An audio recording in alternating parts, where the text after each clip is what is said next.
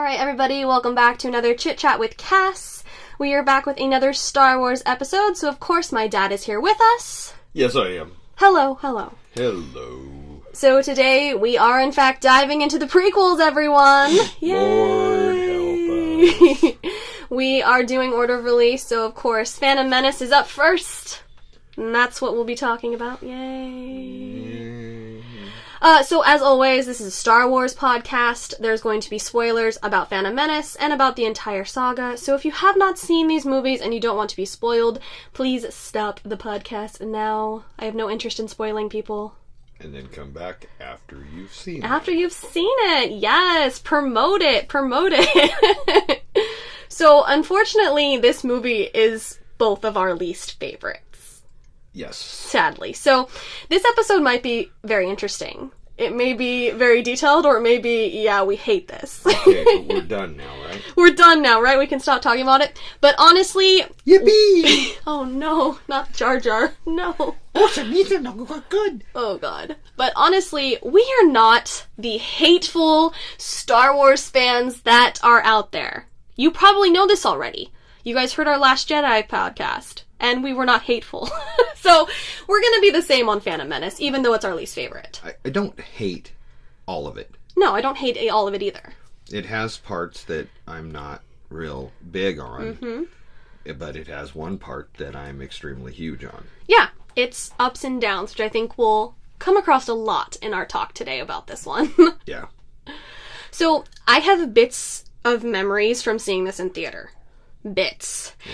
I think I remember people dressed up. Not like Fanboys movie dressed up. No. But I remember there were some costumes in the theater when we went to see it. But you were like, what, 7? I think, oh god, this was 99. 99, yeah. I was 7 years old. Yeah. So, this was obviously the first opportunity I had to see a Star Wars movie in theater because I was not around when the original came out. So this was the whole age thing for seeing the movies that I always thought was cool was when the first Star Wars came out in 1977, I was 12. And when I took you to see Revenge of the Sith, which was the last quote-unquote movie, you were 12. Yeah. Yeah. It's very much, a lot of people say that. A lot of people say, like, with the originals, you had, like, the first generation of it, and then by the time the prequels came out, they've already, like, your generation already showed their kids the originals, and everyone was ready for the prequels type of thing. Yes. And because of that, there's a lot of people in your generation that like the prequels.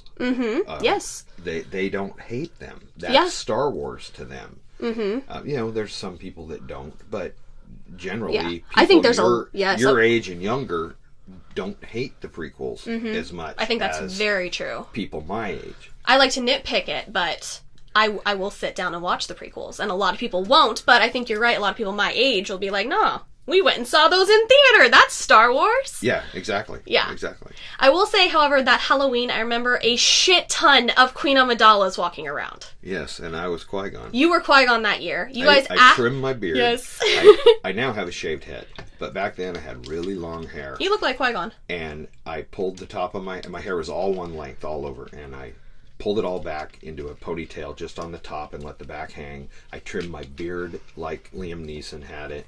And I had the full costume, a lightsaber, and every time I saw Queen Amidala, I kneeled and said, Your Highness. And these little girls just went ape shit. Except for that one little boy who saw me, and I kind of jokingly raised my lightsaber up, and that little shit dropped his candy bucket and came at me like he was trying to kill me. He was a little badass. And he was good. Yeah. And all I could do was defend. And his mom's going, oh, honey, stop. And this kid is just hacking at me. Lots of little Darth Mauls, I remember, too. Yeah. But my biggest thing is I remember, like, there were so many Queen Amidalas. There was a lot of And you guys asked me if I wanted to be Queen Amidala, and I said no. I don't want to be Queen Amidala. I want to be different. I didn't want to. I don't even know why. I was like 2 different outfits that year. I think I was a bride and something else. But for whatever reason, I did not want to be Queen Amidala, which is shocking a little bit. We didn't go with the theme like we did with the Batman year. Nope. I think if you guys look at my second channel, I have a video all about Halloween costumes you can see. Promote that page. Okay, let's get to the movie. We're trying to avoid the movie, can you tell? We're trying to avoid the poor movie. Okay, so this movie starts with the negotiations, with Obi-Wan and Qui-Gon boarding the, my term, the Donut Death Star thingy. Yes. I don't know what it's called. Well, I could have looked it up, but it looks like a donut Death Star. Let's back up just a tad bit. This is the most boring scroll out of all the movies. Oh, yeah, I wasn't even paying it. I was just like, yeah, the political. Taxation and political this and political that and Chancellor Zod and all the... Chancellor Valorum, in case Valorum. you... he played... Kneel before Zod! He played General Zod in the original Superman movie, in case you don't get that reference. But it's like the most boring scroll out of all of them. Yeah. Crawl. I'm calling it a scroll. Same thing. Crawl, scroll, whatever. I'm so out of it because it's Phantom Menace. But anyway, so they are boarding as ambassadors for the negotiations. For the Supreme Chancellor. Yes, but they are Jedis, obviously. And, that's where we start the movie. And we get to see young Obi-Wan for the first time. He's not McGregor. Ewan McGregor, yes! We love us some guy. Ewan McGregor. Yeah. He is young Alec Guinness. No, he just embodied a young Obi-Wan because, in Jedi, Yoda says, he is reckless. So was I, if you remember. Mm-hmm. And you had to imagine then, what was a young, reckless Obi-Wan like? Yeah. Boom! We get it. Boom. You guys will find as we review this one, obviously, and the next two prequels that some of our favorite parts are Ewan McGregor and Obi-Wan, and some other people, but those are the highlights. We'll mention that a lot. Yes, I really think he is one of the best things in about the prequels. Yep. And, of course, he gets to say the famous, I have a bad feeling about this. Yes. As they pretend to be ambassadors. I guess they are ambassadors. Ambassadors. They just happen to be Jedis as well. I mean, that's what Jedis did. They went and, solved these problems and the conflicts or whatever. Mediated disputes and stuff like that. Yeah. And so that's what they're doing. It's their job. The droid, at that point, immediately knows that they're Jedi and goes and tells the viceroys that. What? What did you say? Yes, I know. We say that all the time. And then the other one, which I don't blame, he's like, I'm not going in there with Jedi. Send the droid. And then the droid snaps its head up what? And it's a 3PO lookalike. Yeah, it's like a 3PO type droid, but it's like more Protocol silver. Droid, yeah. Protocol droid, yeah. I always say this, where is the Viceroy's nose? If you guys have ever watched any of the behind the scenes, the guy that plays him has this huge honkin' nose, and it's gone in the makeup. And the green screen over his nose or whatever. It's gone. They Voldemorted him. Yeah, it's they took, Voldemort's nose is gone. It's the same thing with the freaking... I keep wanting to call them separatists, but I guess they're not considered that in this one yet. No, not yet. No, not yet. They're just part of the Trade Federation. They're the Trade Federation. Yeah. So that's what their pod at the Senate is. The Trade Federation. From the Trade Federation. Yep. And then Neimoidians. Okay. That's their race. Okay. It's something like that. Right. That's how much I care. And then you do get the intro to Lord Sidious in that bit as well, which is just a half a face with a long black robe covering your face and a hoodie. Yep. And then at that point, their ship gets blown up. Yeah. That Obi-Wan and Qui-Gon came in on. That part used to always bother me when I, granted, remember, I saw this when I was 7 years old, but it's they don't even have time. Shields up! And they get blown up. Yeah, the captain shouts, shields up! And they don't even have time to hit the button. And they completely get blown away. And then, so, immediately, they either, I'm assuming... They heard it. They heard it, because it's a... Felt it. Felt it, both. They both pop up with their lightsabers. Yeah. And then that's when the gas starts coming in. And they, take a deep breath or whatever. Yeah. Because, the, negotiations were short. Negotiations were short.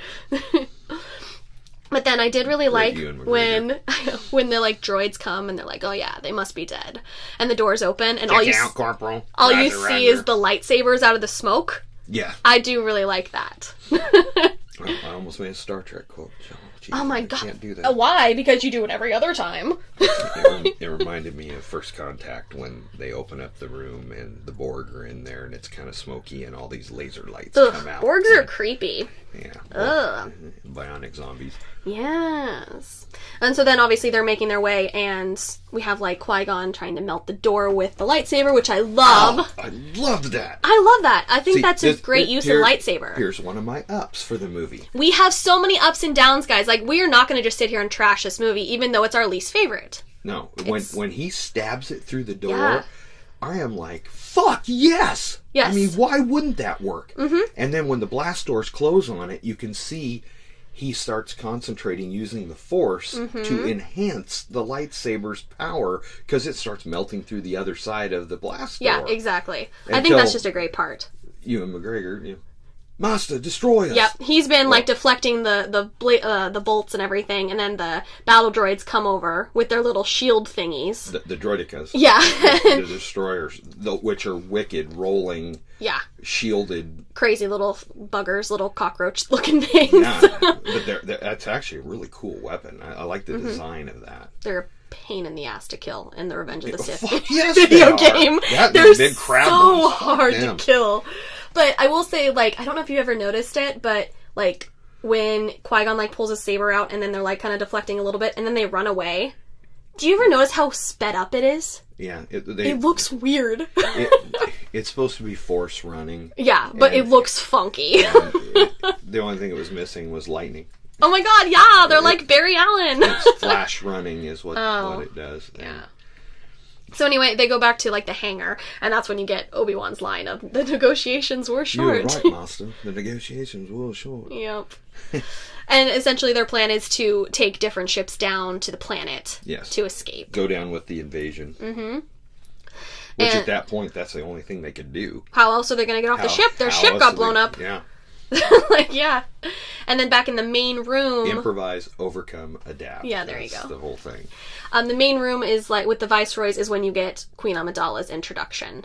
Yes. On, like, the hollow water-looking screen thing. It's a really weird effect. It's an interesting effect, but it's... No, I don't hate it. No, it's different from the normal, like, transmissions you see in Star Wars. Yeah, because you always see, like, when you see Sidious, it's the blue fuzziness. hologram. Yes. Yeah. Mm-hmm. And this is kind of watery. Yeah. It is watery looking. Yeah, looks like that. It's kind of neat. It's good. And then you've got her super nasal voice. Her voice is very weird as the Queen, and it's like I wonder if, like, we said to do that, like George Lucas said to do that, because it's like you need to be Queen Amidala and you need to be Padme. You need to be two different people. Yeah. Type of thing. But it's kind of odd. Her voice as the Queen kind of reminds me of Keira Knightley's voice. Which later on we will find out is an odd coincidence. Yes, it is. So I don't know why, but especially when we were just watching it, I was like, God, she sounds like Elizabeth from Pirates of the Caribbean. Isn't that amazing? Isn't that amazing? She sounds like Keira Knightley. And then I guess we go, like, back to Naboo, like on Naboo, and they're talking about ruining the communications. The Viceroys are essentially going to stop communications to Naboo. Yeah. And so we see Senator Palpatine. Just Senator Palpatine, okay, everyone. And his, like, hologram is cutting in and out as the transmissions are closing. Yeah, they're blocking all the transmissions from the planet to cut it off. Senator Palpatine. I don't understand people's confusion on who the fuck he was. The first scene he has in Phantom Menace, well, unhooded. Unhooded. Queen Amidala is like, Senator Palpatine, what's happened? Yeah. Palpatine! Is that anything like Emperor Palpatine? Oh my god, what? The new time? What? And every time I watch this movie, the damn governor of Naboo ticks me off. I don't know what his purpose is. He's very negative. He seems like a horrible politician. I don't know what his... He's like this old guy who probably has years and years of experience, and the 14-year-old is handling the situation better than he is. Yeah, and then, later on, his calls... He's just not helpful. No, he's not. He's very distracting to the whole process. Yep. And Qui-Gon has made it to Naboo, and is, like, running through the greenery swamp area, because the other, like, droid ships are essentially loading down. It looks like he's running through Jurassic Park. Kind of, yeah. Because of all the critters that are with him. Yep. And there's big ones and small ones. And we're definitely out in the middle, like, nowhere of Naboo. We're not, like, in Theed, where they landed. No. We're in the jungle, basically. And this is where you get Jar Jar's introduction of Qui-Gon, like, saving Jar Jar. So, I am not a huge Jar Jar fan. And I'm not, like, gonna, like, defend the character and say that he's right. However, I will say that it's so sad that that actor has come out and said that he was suicidal after this movie because of the hate. Yeah, that's not right. Like, it's not cool. Like, I don't understand how you can call yourself a Star Wars fan and then hate somebody so much. And it's like multiple things in this. They're still doing it today with Rose. Yeah. It's horrible. You're a horrible person if you do that. Yes. You know, it's not the actor's fault. No, it's not. The script and the direction are set a certain way, and it's not the actor's fault. No. I mean, George Lucas gave Jar Jar way too much goofiness. Yeah. Mm-hmm. We didn't need, I mean, a couple little funny things would have been fine. Mm-hmm. But, oh my God, it's just over and over and over. And some of the things are funny. Like, you kind of get, like, a little giggle or whatever. It's not, like, all stupid, but it is too much. Yeah. But it's not the actor's fault, so. No, it's not. Even though I do not care for Jar Jar, I don't care for him in this movie, I think it's absolutely ridiculous and sad that that guy got so much hate. So, needed to say that. And he looks very cartoony. Mm-hmm. There is Jar Jar, some of the ships, and some of the droids look very cartoony or like they're out of a video game in this. The effects didn't hold up. No. Mm-mm. Because this is, 6 years after Jurassic Park? Jurassic Park is like crazy to me how good that movie looks. The first Jurassic Park still holds up pretty damn good. The T-Rexes blow my mind every time I watch the original Jurassic Park again. Yeah, and when you're watching the raptors come in, you know, you got it looks like there's that's the puppet. That's the CGI. No, that's the puppet. See, this is once again, we've said this before. It has to be both practical and CGI to help the practical. Yes. When you do all CGI like George Lucas did for the prequels, that's where it's messed up. Yeah. It could have been, his vision could have been like executed so much better if you had practical with the help of CGI. Yes. Instead of just an entire green screen. Yeah. I mean, at one point, Liam Neeson got sick because he was just surrounded by nothing but green. Oh, yeah. Oh. And he said he was going to give up acting after this because, in a way, it takes you back to the purest form of acting is imagination. Mm-hmm. But sometimes having to create everything in your mind, not just a character. No, you honestly have to give it up to the prequel actors for this because they, on some of this shit, had nothing to go on. Nothing. They are literally just standing there. Like, you hope you have an actor with you, because if not, you're by yourself. Well, a lot of times with Jar Jar, Ahmad Best was wearing a headpiece. Yeah, his face was like in the neck, wasn't it? His face was in the neck, and so they had an eye line to look up at. Mm-hmm. But sometimes if you watch Ewan McGregor, he looks down. He's not quite looking in the right spot. Yeah. And that's just because they did too much CGI. Yes. In fact, the sets were built to a certain height, and then they hired Liam Neeson, who's like 6'4". Oops. And they had to raise the height of the set a foot so that he would fit in there. Yeah. Because all the other actors are, fairly, normal height, and then he's, 6'4", so he's quite a bit taller. Right. And this isn't like the prequel ones aren't going to be like us, let's slam George Lucas sort of thing. But, like, a lot of the actors get so much shit for stuff that was George Lucas. No, it's the direction. We will go Jar Jar, we will go little baby Anakin here in a bit, Hayden Christensen. These people got shit for stuff that was his direction. No, it is the direction. And, I mean, with all the CGI, George Lucas, in the beginning, he wanted to do something. The technology wasn't there, so he invented it. Mm-hmm. So when Industrial Light and Magic was doing all this CGI stuff, he wanted to show what they could do. Right. And then he made it look like a video game in a lot of it. I think that it could have been better if all of his visions were done with a different director. Yeah. Like, you be there, your visions, you can produce, you can be there, like, you can do all the side stuff, but maybe have a different director to bounce ideas off of.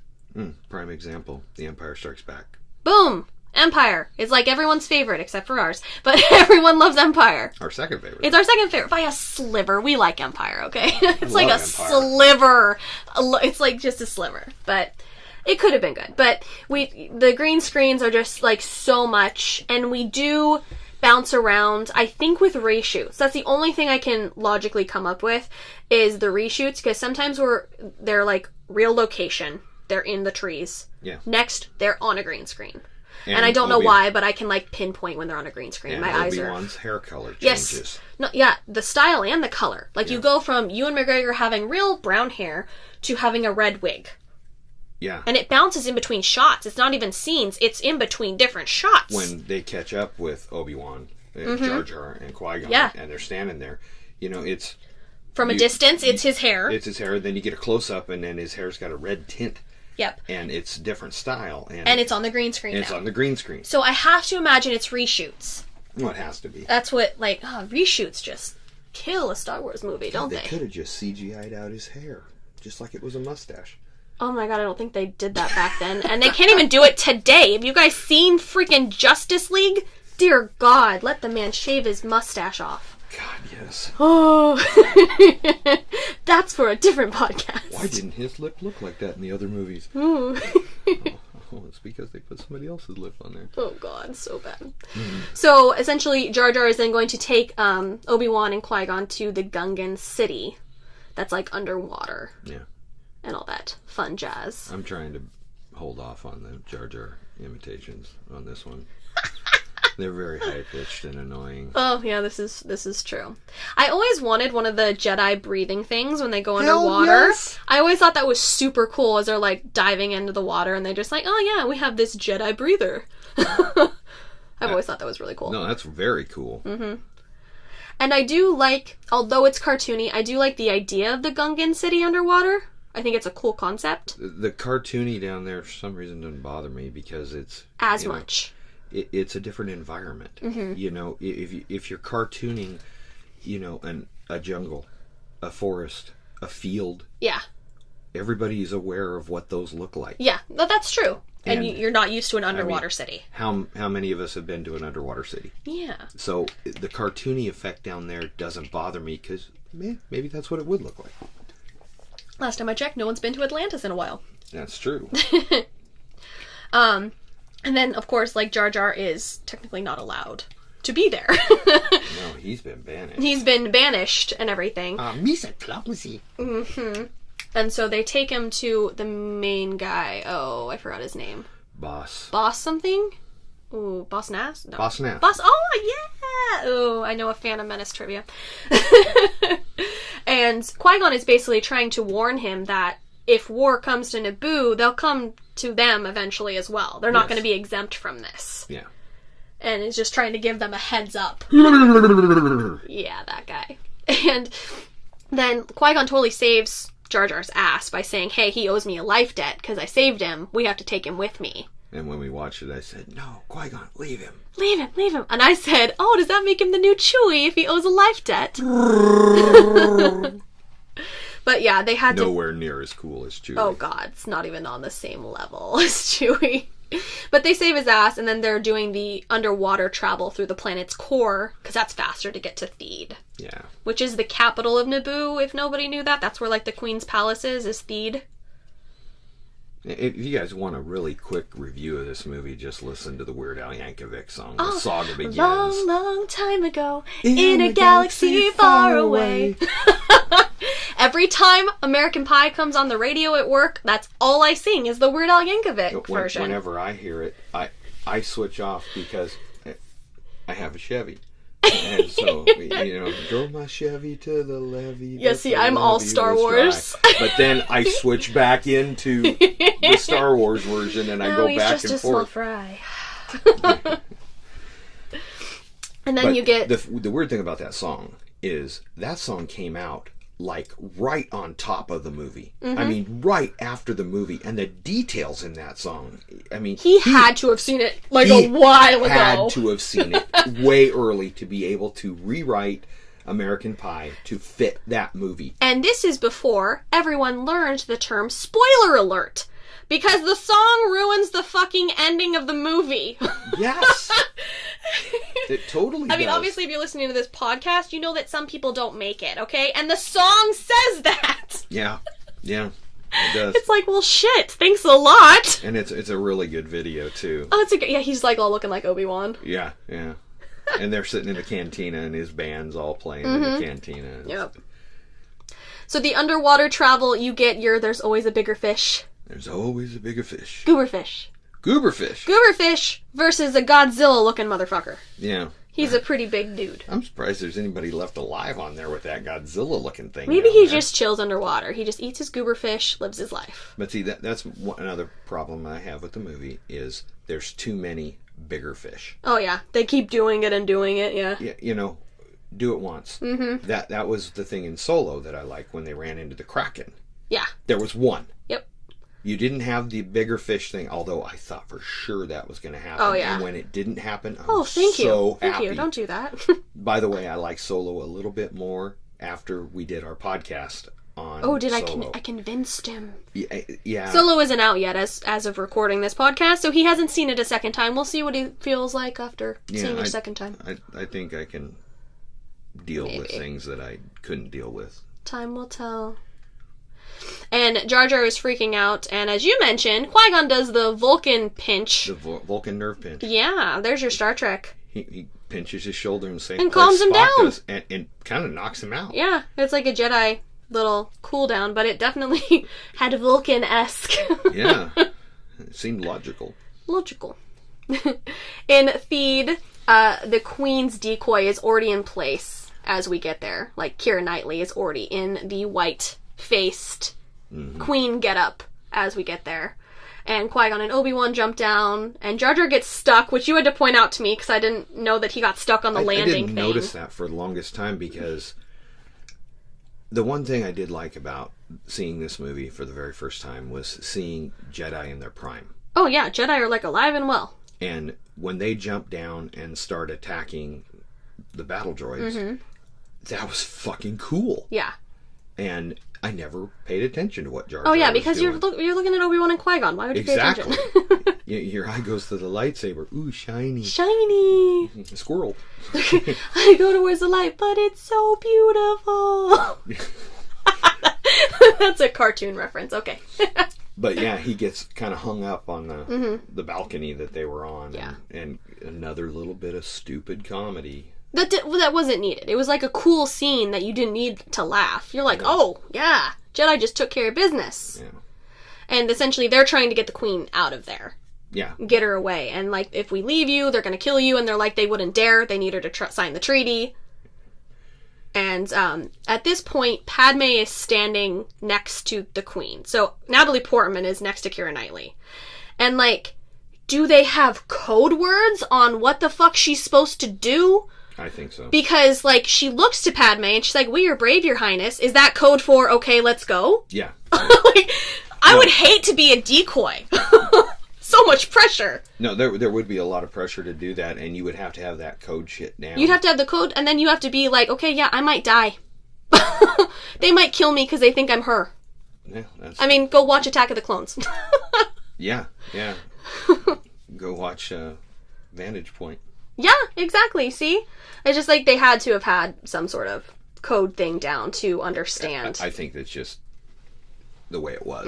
It had to be, unless she's got a little mic and she's going. Yeah, I know, right? Yeah. She's got a little earpiece in, and maybe like the tooth in Charlie's Angels, where they put the mic on the back molar. Yeah, but they're not standing there with their mouth open. Okay, and then they go to the Nubian ship. I want a Nubian ship. They're so pretty. I like chrome. They're shiny and pretty. I want one. Like any of them. But essentially, we're like smashing the droids. We're getting through. We're taking the girl to Coruscant. And if it's not in your system, we don't care. They smashed them. And then they get on the ship to get the fuck out. Essentially. Basically. Yeah. I like when they attack the the droids in the hangar. We're taking her to Coruscant. To where? Where are you taking them? To Coruscant. That's not logical. Blast them.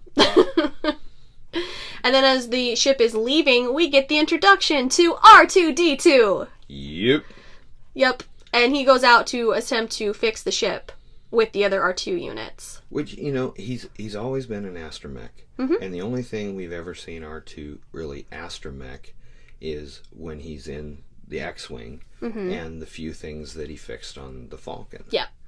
And to see them go up the elevator onto the hull of the ship while it's flying. Yeah. And fixing something. Yeah, it kind of shows his real purpose instead of just hacking computers or whatever. That's his real purpose. And it was actually cool, even though they were getting shot off of the hull. I know, like, all the R2 units are, like, getting flying off, and, like, R2, like, turns and literally looks at the camera, is like, fuck, oh shit. But see, you have to give that hero introduction, because he's the hero of the saga. Yeah, and it's not Luke, it's him. When he comes back down, they're all... Yeah, he saved the day! But the hyperdrive ends up being damaged. Yes. Not broken, but damaged, so they'll have to fix it before they can get to Coruscant. And Obi-Wan suggests Tatooine. Yeah, Master. Tatooine. Dun, dun, dun. And then there's like a brief little, like, Darth Sidious, or Lord Sidious, whatever they call him in this one, and the Viceroy, and the introduction to Darth Maul. Yeah. Those little bits of... The Viceroy is basically taking orders, because they have no idea what they're doing. They're so stupid. They're like pawns. They have no idea what they're doing. They are totally pawns. They're just being used. They literally have no purpose. Watch Revenge of the Sith. Like, they're stupid. They are. And like you said, they're thinking R2, because he's like the hero and everything. And the Queen tells Padme to clean him up. Why do we tell the real Queen to clean the R2 unit up and leave the room? Yeah, while they're talking and discussing things. I don't understand that. I've never understood it either. The only thing I thought of when we were just rewatching it is, like, did Padme want to, like, go somewhere else in the ship to either, like, hear other things that are going on that maybe they're not telling the Queen, or I don't know. Like, was that somehow part of the plan? I don't know. It just seems weird that it is weird, and I think it's Knightley's dealing with everything while Padme goes. I think it's honestly was just trying to get the introduction of this is Padme character. Let's say her name a few times. This is Padme. Here's Padme, so we know who it is. Yeah. Even I don't know. I still think it's very weird, and I also think it's weird, like, when you're the Queen, okay? And I said this to you the other night, okay? You were elected Queen. Padme Nabri was an elected queen, and her official title was Queen Amidala. If you're using a decoy, perhaps you shouldn't still have your name as Padme. If Padme Nabri was elected queen. Yeah, you should name her Fred or something. Yes. This is Fred. Fred, go clean the droid. Yeah. And once again, it's just so we know, we introduce the character. This is her. This is her. And it's also one of those things where people that make movies think the viewers are stupid. Like, you have to circle and highlight this character so the viewer knows for sure who this is. Yeah. I think that's one of the situations, too. But you don't use if you're trying to hide yourself, don't use your real name. Yeah. Come on now. Very true. And we're, like, cleaning R2, and we introduce Padme and Jar Jar, I believe, in that little bit. Yeah. It's not honestly that important. No. It's another low. It's kind of like escaping Naboo is a high, R2 introduction's a high, and then we drop back down. Yeah. And we make it to Tatooine. And Qui-Gon, R2, and Jar Jar are heading out onto the planet to essentially look for parts. Which I think was pretty iffy to find Nubian parts, but whatever works for you. You know what I mean? Such like a... Well, yeah, the only thing I can think of is after seeing Force Awakens, maybe there are ships on Tatooine that are being scrapped out, like on Jakku. This is true. It could be. We never see any, but... You know, it's something to that effect. So it's just, they got lucky, I guess. The scrap dealers would have it.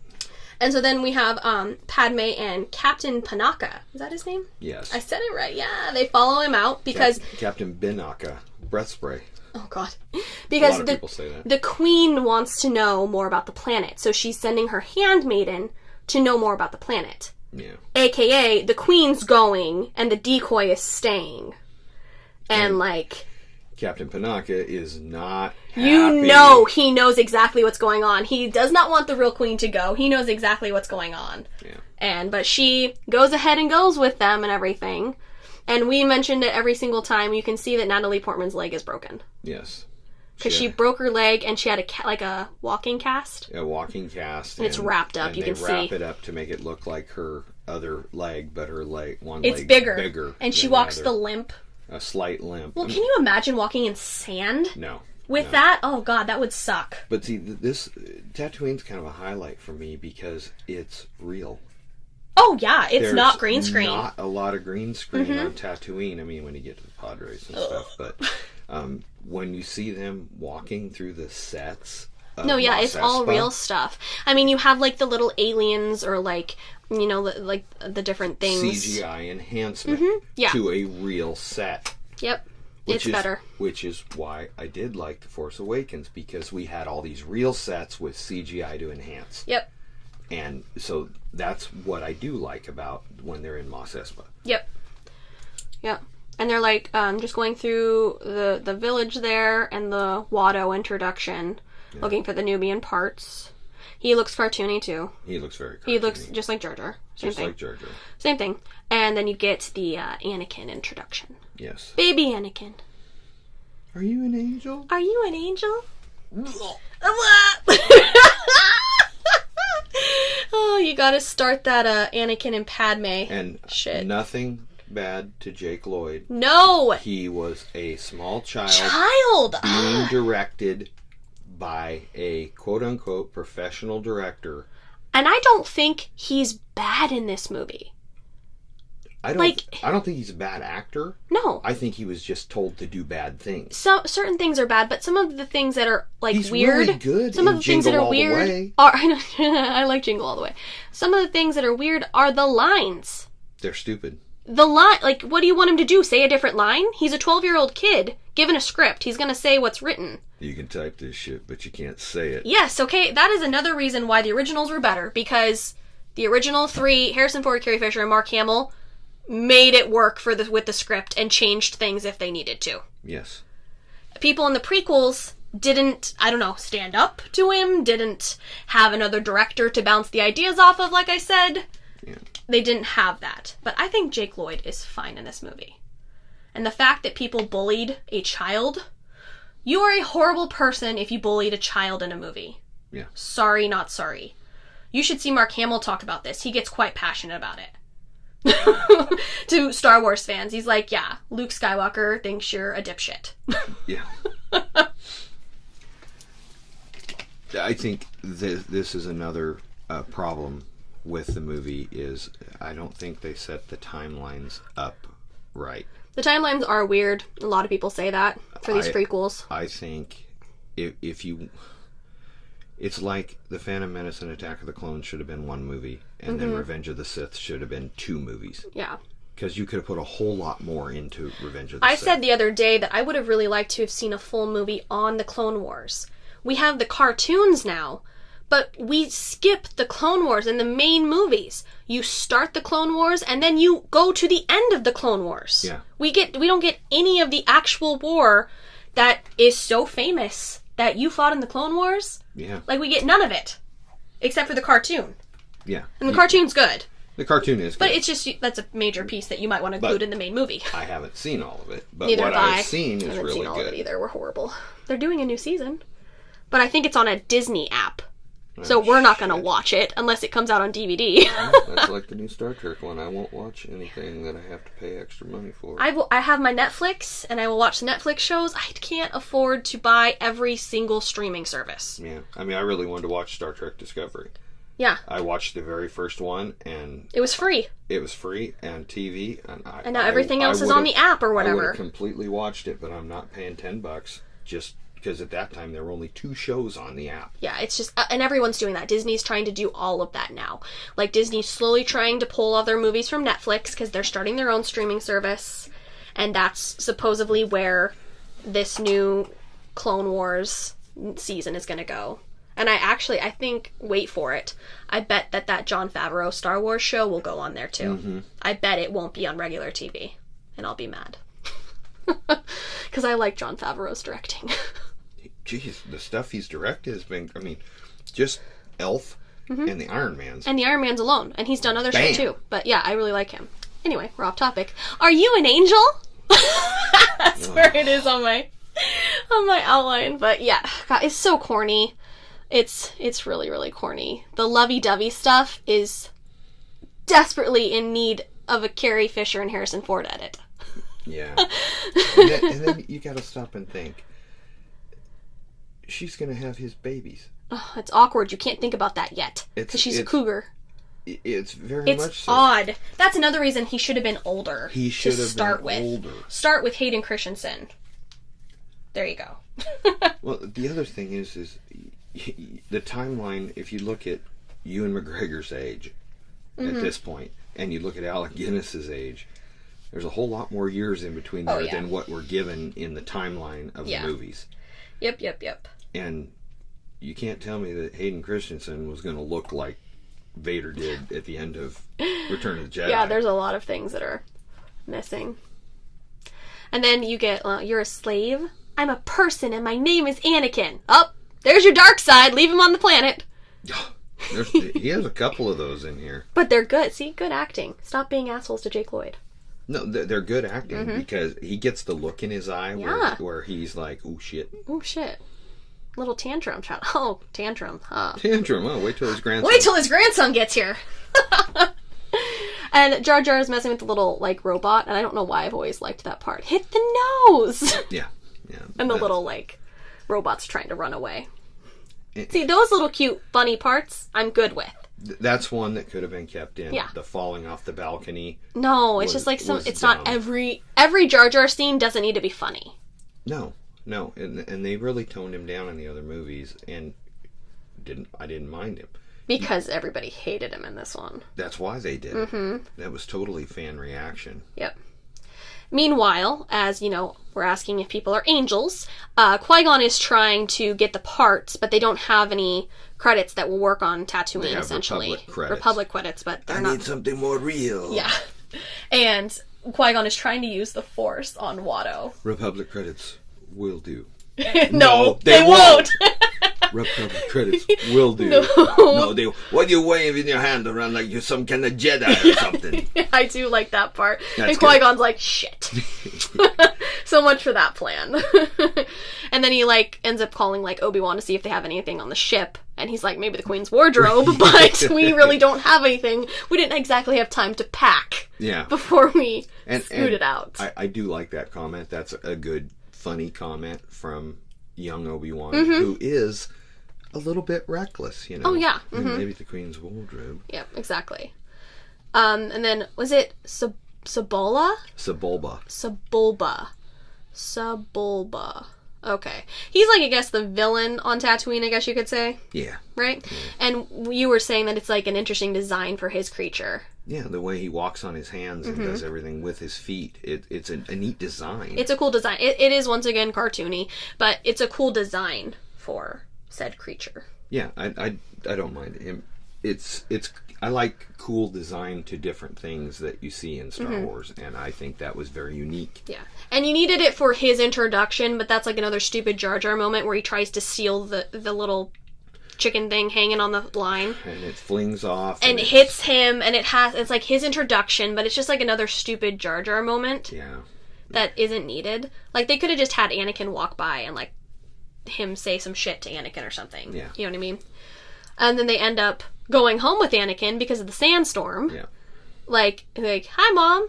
I brought some people home. Let's hope they're not serial killers. I know we're poor slaves. I know, but do we have some food to feed these random people? Can we feed these guys? Yeah. And obviously, Shmi Skywalker's introduction there. Yes. I think Shmi's really great. Shmi's really good, too. And I think that her acting is good, too. Yes. She's good, too.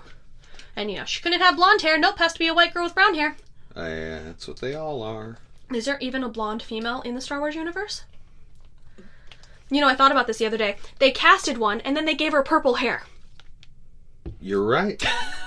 You're right. Laura Dern. They casted She's a girl blonde. with blonde hair, and then they gave her purple hair. It is impossible to cast anyone that is not a white girl with brown hair. Remember, she came from the Capitol, so... Oh my god, yeah, she was from the Capitol. Hanging out with Iffy and Haymitch. That's right. And this is where, obviously, R2 and 3PO meet because Anakin is building 3PO. Yes. And he's, like, still all exposed wires and everything. Which is really cool looking. Mm-hmm. And I do, see, that's a funny part, like, with R2. What do you mean I'm naked? Yeah. That's parts is funny instead of, like, the over-the-top funny. That's a nice meet cute for R2 and 3PO. Mm-hmm, definitely. And Anthony Daniels didn't have to get in the outfit. He didn't. No, he didn't have to do it. He didn't have to get in the stupid outfit. Oh, you shit. That poor guy. Best comment he ever made. That poor guy. And when we're at their house, Anakin sees Qui-Gon's lightsaber. And I noticed, and I think I've always kind of felt this way, but I really noticed it the other night, all the lightsabers in this movie look like toys. They do. They look like the toys that they sold at Toys R Us when this movie came out. We had that. We have them. Yeah. And they don't look like movie props. No. Like, you could go to one of those... Originals. No, the originals, the originals were like, like they were metal. Mm-hmm. And Qui-Gon's, when he lifts up his poncho... It looks like a piece of plastic. It looks plastic. And, like, you can go to some of those, like, custom lightsaber places these days. Yeah. And they look real, like a movie prop, like real. And it's just... And then we go back to Coruscant just for a brief bit with Sidious and Darth Maul. Their little conversation or whatever. At last we'll reveal ourselves to the Jedi. At last we'll have revenge. And you know, I never... Didn't you tell me that it's not Ray Park's voice? It's not. Which I don't think I realized. From what I understand, it's the roommate from Shaun of the Dead who does the voice. Movie. I've never seen it either, but that's who I have heard does the voice. Because I don't think Ray Park has a bad voice. He had a great voice in Fanboys. He was good in X-Men too. In X-Men, yeah. I've never seen Shaun of the Dead. It's not like the guy from Star Trek and Force Awakens, right? No, not it's him. his roommate. His roommate, okay. Yeah, not Unkar Plutt. Unkar Plutt. Scotty, yeah. And then we're back to Tatooine and we're like having dinner, you know, giving all of our food away to strangers. And they're talking about like the slavery laws and Padme just doesn't really get it. Because even though she's like queen, she's still kind of young and naive that the Republic's laws don't reach the entire galaxy. Exactly. I mean, they're on a very outlying planet that wouldn't give a shit who was in charge of the galaxy. Wouldn't give a shit. End of Return of the Jedi. End of Return of the Jedi. They wouldn't give a shit if Palpatine died. And they start talking about, like, the pod race talk and everything and about all that fun stuff. What's up? We have the first mentions of the words laser sword. Oh, yeah. Yeah, see, because Anakin asks if he's a Jedi. Yeah. Because he saw his laser sword. Yes. And perhaps I killed the Jedi and took it from him. No one can kill a Jedi. I wish that were true. Foreshadow!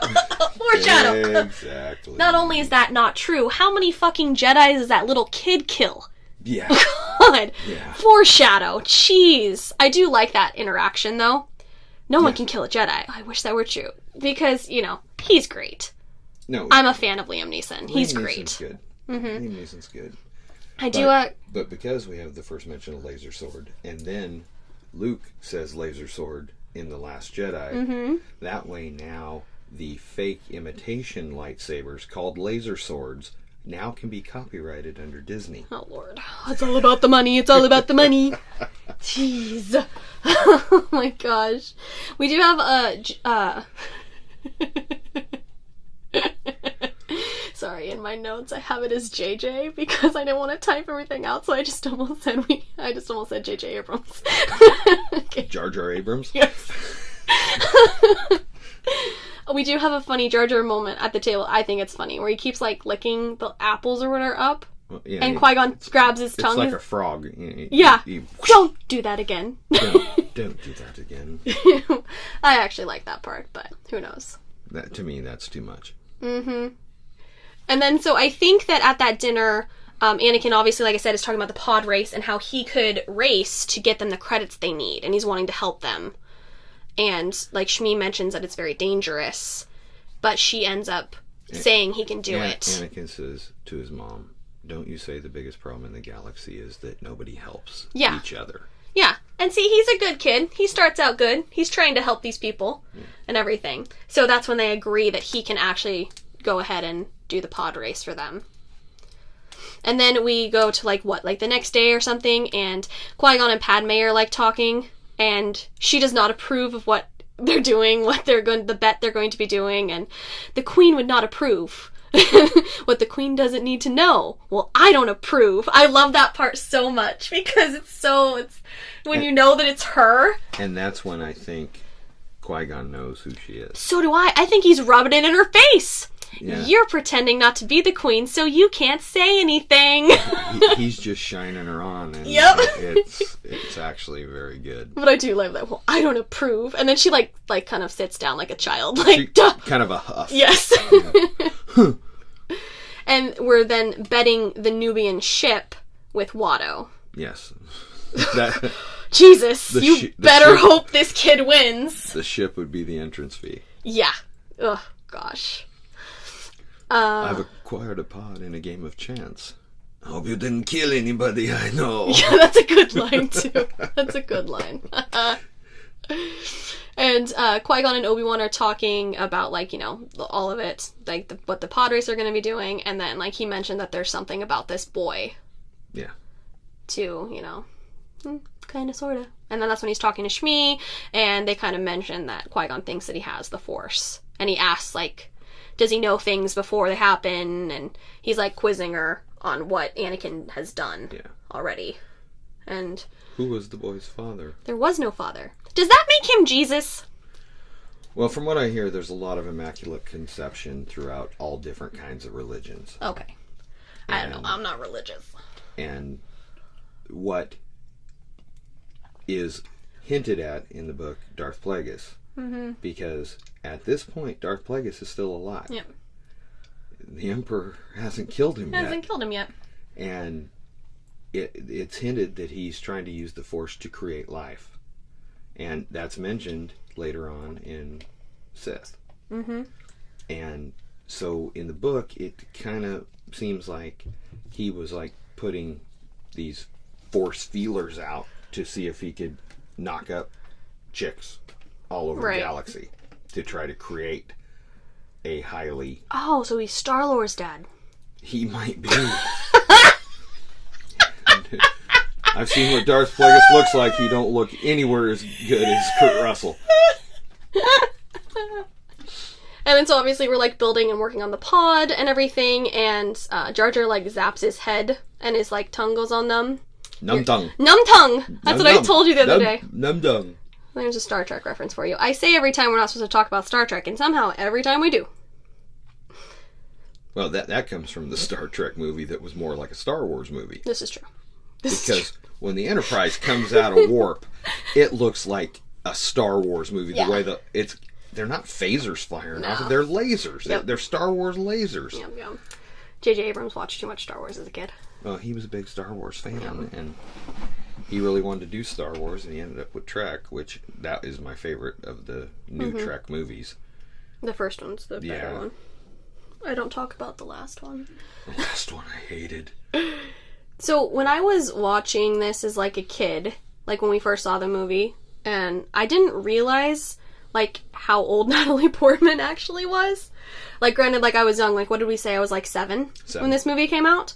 So I didn't realize like she wasn't like an older actress playing like a young kid, because I think I looked it up. I think she was 16. She's playing a 14-year-old, but Natalie was like 16 or 17 when they filmed it. She was 16 and she turned 17. Yeah, she turned 17, when they were filming it, yes. So I didn't, like, it blew me away the first time I realized that she was actually only like 2 years difference from her character.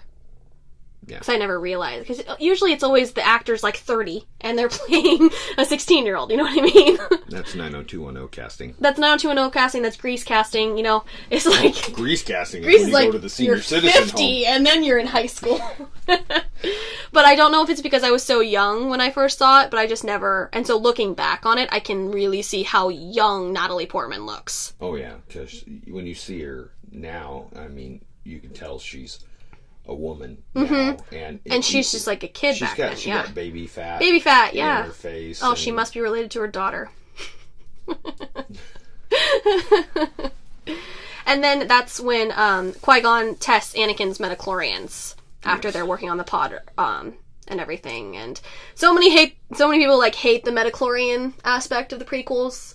I don't mind it. I think it makes sense that there would be like a science-y, genetic-y thing within Force-sensitive people. Yeah, basically they're an antenna that is more receptive to the Force, is the way it's explained, you know, off the movie. Right. You know, it's not that... I always thought that anybody could use the Force if they practiced. But no, you have to have according to this, I'm not real big on it, but you have to have that in you already in order to be receptive to the Force. Yeah. I think it would just be okay. like... I think that, like, in our world, that would just be like, the midichlorians is testing for the genetic makeup. Yeah. That's why it's... You have to have the right genetic makeup. And that's why it's passed down. Yeah. Like, it's not just like... It's hereditary. It's not random. No, if you have it, most likely your children are going to have it. Yeah. So I don't mind the whole midichlorian thing, but we're back some to people... X-Men. You get the mutant gene from your dad. mother. Yep. And then Darth Maul arrives on Tatooine, and I never understood how we got there. How did we know that Tatooine was the place? Did they guess? We get the message from the piece of shit governor. When was that, though? That comes in when they're on the ship. So the decoy got it? No, it came in. Obi-Wan got it. Okay, Obi-Wan got it. Okay, but I must have missed that. He says, don't respond to it. Okay. So maybe they tracked that signal. The fact that it came in, I don't know. They don't really... Okay, well, here.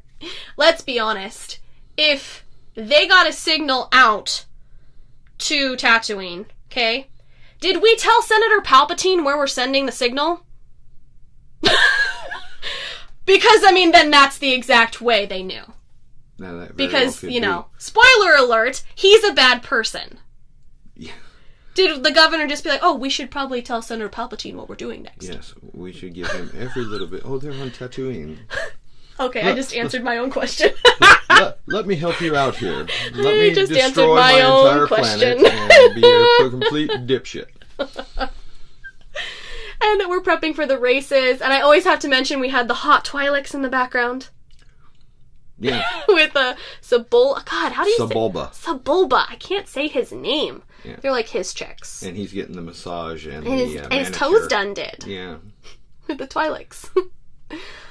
So I was trying to figure out if the little Rodian guy was with Anakin and his friends was Greedo. Because I thought that I had heard somewhere that like he was, but it's not Greedo. His friend isn't Greedo. It's the same species. Greedo is when one of the deleted scenes for this movie where he attacks Anakin because he thinks he cheated. And then someone, like, mentioned some bullshit thing about him attacking first, and it's a stupid thing because it's trying to hint that Greedo shot first and Han shot first, so it's stupid so it can remain deleted. Yes. The end. But I had heard that Greedo was in this movie, so I had to figure it out. Yeah. If it was the friend, but it wasn't. It's some other little kid that they didn't put in the movie. It's a no deleted scene. Did we roll the dice yet?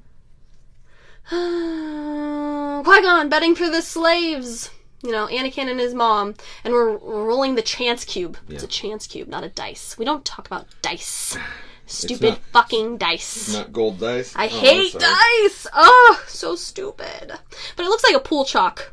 It does. It looks like a pool chalk. It looked like you picked it up off the edge of the pool table. It's like, oh shit, we're running really low. We're running really low on props. Can someone loan down to the local bar and grab one of their chalks for us? Yeah. So it's one color, it's the mom, and the other color, it's the boy. Red is mother, blue is the boy. Yeah. And it goes... And it goes blue with the help of Qui-Gon. yeah, you see him wave his hand and flip it over. Yeah. Which is messed up, but at the same time, what are you gonna do? Take the mom and leave the kid? Yeah. Like, that's not, like, the whole situation is messed up. The whole slavery situation is fucked up. It is. So, it's very fucked up situation. And then we get the knowledge that Anakin hasn't finished a race yet. Yeah. Or won one. You haven't won one? Never won a race or finished a race? That's some great acting from Natalie Portman, because she looks like worried, pissed off, and ticked off at the same time. Yeah, oh yeah, totally. We're betting our ship, and this little tiny little kid, has never won, finished, done anything in this race. Yes. We're fucked. Yeah. And the different pod, like, introductions was, like, totally extended on the version we were watching. We both said that. It was. We were watching the Blu-ray edition. Usually we always watch the Blu-ray editions for these episodes. But it seemed like they introduced, like, each and every person. It was way extended than I remembered it. Yeah, because I remember, like, Ben Quadraneros and Sebulba and Anakin. Yeah, and then all of a sudden it was this guy and this guy and this guy and this guy and this guy. I'm going, where did this come from? As if the pod race wasn't long enough. Jesus. When we had this on VHS, right after the movie came out, I would constantly fast forward the pod race. I don't like the pod race. Because the pod race doesn't... I mean, once I saw it for the first time, it was cool the first time, and then afterwards it's just kind of... I don't give a shit. Mm-mm. And it's funny, in different Star Wars things, or even different movies, we kind of reference that it's the pod race, because we both fast forward the pod race. Like in Last Jedi, the Canto Bight stuff, we kept saying it was the pod race, because when we watch Last Jedi, we fast forward through the Canto Bight stuff. Especially on the Harry Potter horses. The Harry Potter horses, yeah. Some of the Canto Bight stuff I can live with, but the Harry Potter horses chase was the pod race to me. Mm-hmm. So we reference that we don't really care for the pod race at all. And it's a huge chunk of time.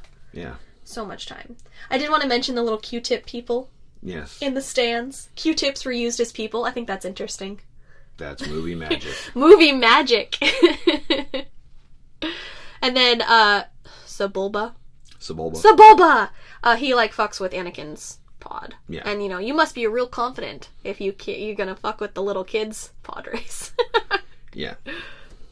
And you even get to see Jabba and his chick. Gardula the Hutt. Yeah, okay. And the ugly Twi'lek. What's his name? His dude. Jabba's dude. Oh my god. Jabba's creepy dude. You get to see all of them. Dude, I can't remember his name. I can't remember his name either. That guy. Okay. You guys have seen Return of the Jedi, right? Ugly dude. Ugly dude. We get more moments where it, like, really seems like Qui-Gon is just rubbing it in Padme's face that she's the queen pretending not to be. Yep. And she can't do anything about it. Multiple times it just totally seems like he knows exactly what's going on. So for the pod race bit, Anakin stalls at first, but then he gets it going. Like we said, we don't really care for the pod race, you know. Although I do mention, like, and reference the pod race all the time when I'm filming. Because anytime anyone races up and down the street, in my bloopers, you'll see all the time where I'm like, and there's a fucking pod race going on right now. So I do reference the pod race all the time. I just don't care for it. Yeah. What do we got on the pod race? The Tusken Raiders are shooting. Yeah. Like a nice little family outing of shoot at the pod racers. Yeah. They're shooting at Anakin. They don't like Skywalker blood. They don't like Skywalkers. They have a smell. They do. They do. And we see Aura Singh. Mm-hmm. The bounty hunter chick is alongside the track watching. Yes. Yep. Briefly, that's like an Easter egg, because they don't zoom in on her or anything. You have to look for her. No, you don't. Mm-hmm. In fact, I was kind of nodding off while we were watching it, and I said, did we see Aura Singh? Yes, we did. The bounty hunter chick? Yeah, she was right there. I go, oh, okay. He was sleeping, sorry. I never fall asleep in a Star Wars movie. Never. And I kept nodding off during this one. I do like when Anakin, like, fixes the pod, though, while he's, like, still racing. Oh, no, that part's like the suction cup little thing to pull it back over. Yeah. Pull it back over and hook it up, and then switching the stuff on the dashboard. Yeah, he, like, switches the power so it goes to both sides after it goes down. I did like some of that. Balances the power, and then he's firing it back up. And I like the way the pods are, where it's basically just a little cart. Being pulled by engines. By big engines. Mm-hmm. It's actually a cool design. It's a cool design, yeah.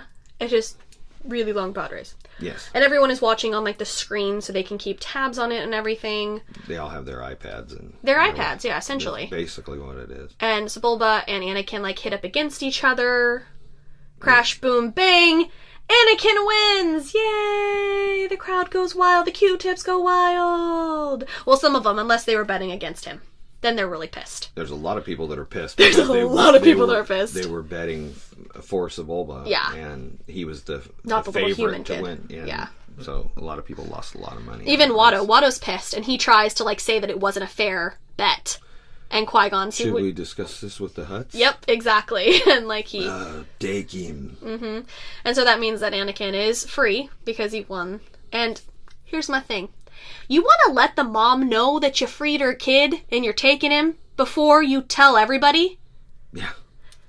That's like telling, like, a little kid, I'm going to take you out for ice cream, before asking the parents' permission. Yeah. And then the kid's all excited, before the parents have even said anything. That might be a horrible example. But it's like, you don't even tell her. It's not horrible. Like, Qui-Gon told both of them at the same time. And it's like, of course, she's probably happy that her son is free from slavery. But you want to let a girl know? And then she says, will you take him with you? Yeah, I mean, you know that she's, like, excited. Is he to be a Jedi? Yeah, excited and happy for him. But it's still, you aren't going to see your kid again. Until, like, your death. Yeah, exactly. So, I mean, it's really sad at the same time. And like you had said, Anakin is, like, super excited, like he's going on, like, a sleepover or something. That's how he acts. Until it dawns on him that his mom's not going. Yeah. That they have to leave her, which is sad. And that starts all of his issues. With leaving his mom behind is what start all of the problems and the attachment issues he has. Yeah. That eventually turned him to the dark side, which is pretty fucked up. And in all honesty, he should have been allowed to go back and visit his mom. And you've said before many times that if Qui-Gon, spoiler alert, he dies, if he would have survived, he would have taken him back. He would have. Because he would have known that that was important for his relationship. He had the attachment. Mm-hmm. He wasn't a toddler. Yeah, exactly. 9 years of being with his mother, he had the attachment, and Qui-Gon would have taken him back. Yeah, and that would have made a huge difference. It would have made a huge difference. He wouldn't have had nightmares and stuff and we wouldn't have had Kylo Ren. It all goes back to Kylo Ren. And then we're, like, leaving 3PO, and I'll make sure Mom doesn't sell you. Sell me? That's another funny part that doesn't have to be over the top. No, that was good. Mm-hmm. And, like, the hug goodbye with his mom is so sad for me. And he, like, second guesses, and it's just sad. And then she said, don't look back. It's so sad. Oh. It's sad, yeah. Oh. It's very sad. Sad for her. I mean, she's gonna, like, be freed here in a bit, but fuck, it's sad. And Darth Maul on the speeder. This movie picking back up, because the pod race is down for me. I don't care. I love Darth Maul. Yeah, Darth Maul's a good guy. Ray Park is amazing. Yes, he is. That guy can do so much stuff. He's incredible. I mean, he does all his own stunts. Yeah. I would love to go to like a con where he's there, because he'll, like, grab, like, somebody's cosplay lightsaber and he'll start flipping in the middle of the Comic-Con. Yeah, he did. At one Comic-Con, he stood up from the autograph table, did 5 backflips, came back, sat down, and signed the guy's autograph. Somebody handed him a Kylo Ren lightsaber right after Force Awakens came out, and he was, like, whipping it around and backflip here. He's incredible. Yeah. He's so cool. No, so he's really cool. Good. That's why he was Snake Eyes in the G.I. Joe movies. Yeah, because he can do everything. But I really like this part where, like, Qui-Gon starts to run, and he's like, Anakin, drop. Yeah. And Anakin, like, immediately does it, and then that's, like, when the lightsaber battle starts happening between Qui-Gon and Darth Maul. Tell him to take off! Yep. And Anakin runs to the ship, and then they're like, hey, it's over there, where the sand and the lightsabers are. To the pilot. Look for the flashy lights. Do you see the flashy lights? That's where we have to fly over. But I do really like that part between them two, and the whole Anakin drop. And then Qui-Gon ends up jumping up onto the ramp, and then they jet off. Qui-Gon realized he was maybe outmatched. Oh, yeah. Oh, and yeah. that's why, you know, sometimes you have to retreat to fight another day. If he'd have stayed there, he probably would have been killed then. Yeah. So by making that retreat, and we watched the deleted scene where Darth Maul follows him back up. Yeah, in one of the deleted scenes, it's not finished, but he jumps down to the ramp with him. Yeah. But then he gets, like, kicked off. Yeah. And Qui-Gon goes back into the ship. Which actually was kind of cool. Kind of explained. I always wondered, why didn't he follow him? And the deleted scene, he did. He did follow him. Until he got knocked off. And then he looks like Calabar from Halloween Town. It was this back shot of Darth Maul. It looks like Calabar. I don't know. And I think his double lightsaber, you don't realize he has a double lightsaber yet. Not yet. Nope, it's not till the end. But when you see it, it's the double lightsaber hilt. So it's a huge, long hilt, which makes me wonder, that was got to be hard to fight single with. Yeah. You just have to be that good, apparently. Shit, it's Ray Park. Jesus. Yeah, Ray Park can do all. Oh, Jesus. And once again, the governor on Naboo talking to the viceroys again. And they basically, you know, let them know that they're going to start searching the underwater villages. Yeah. Like Qui-Gon had said at the beginning. Yeah. Because the whole planet is not safe. No. Yeah. It's not. It's not safe at all. And as they're going through space, like, Padme is looking over the messages from the governor that had been sent earlier. I'm assuming that's probably what Obi-Wan watched. I'm assuming it was, yeah. And how they need to bow down to their wishes because the death toll is, like, huge. Yeah. Do you think that they were actually killing people, or is this just a guilt trip to get the queen back? I always wondered if it was somehow a fake message or something to get her to come back.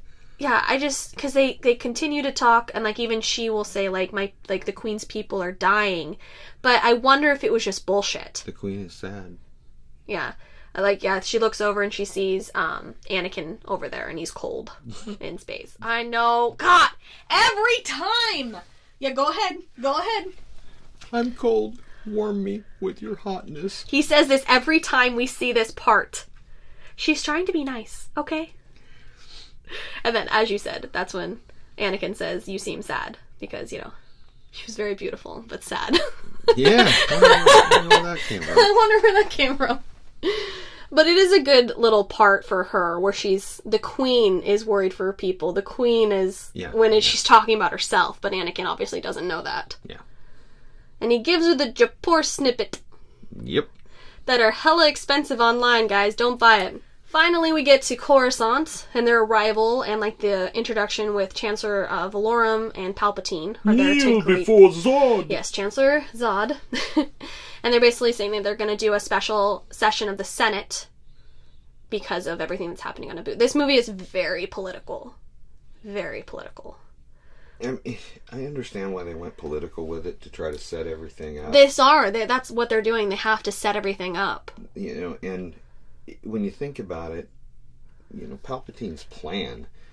Oh, his plan hurts my head. Years in the making. Yeah. You know, it still doesn't fully come to an end until he's the Emperor. Mm-hmm. You know, even when he's the Chancellor. No, it's still going. It's still working its way up, He must not have anxiety, because I couldn't handle a plan like that. He's got a lot of patience. Yeah, seriously. And of course, you know, let's not forget that the Queen has to change into an outfit every other scene in this movie. Yeah, she does. I have some figures and some dolls of some of them. They're very pretty. I enjoy the wardrobe in this movie, but it's a little excessive how many times she has to change.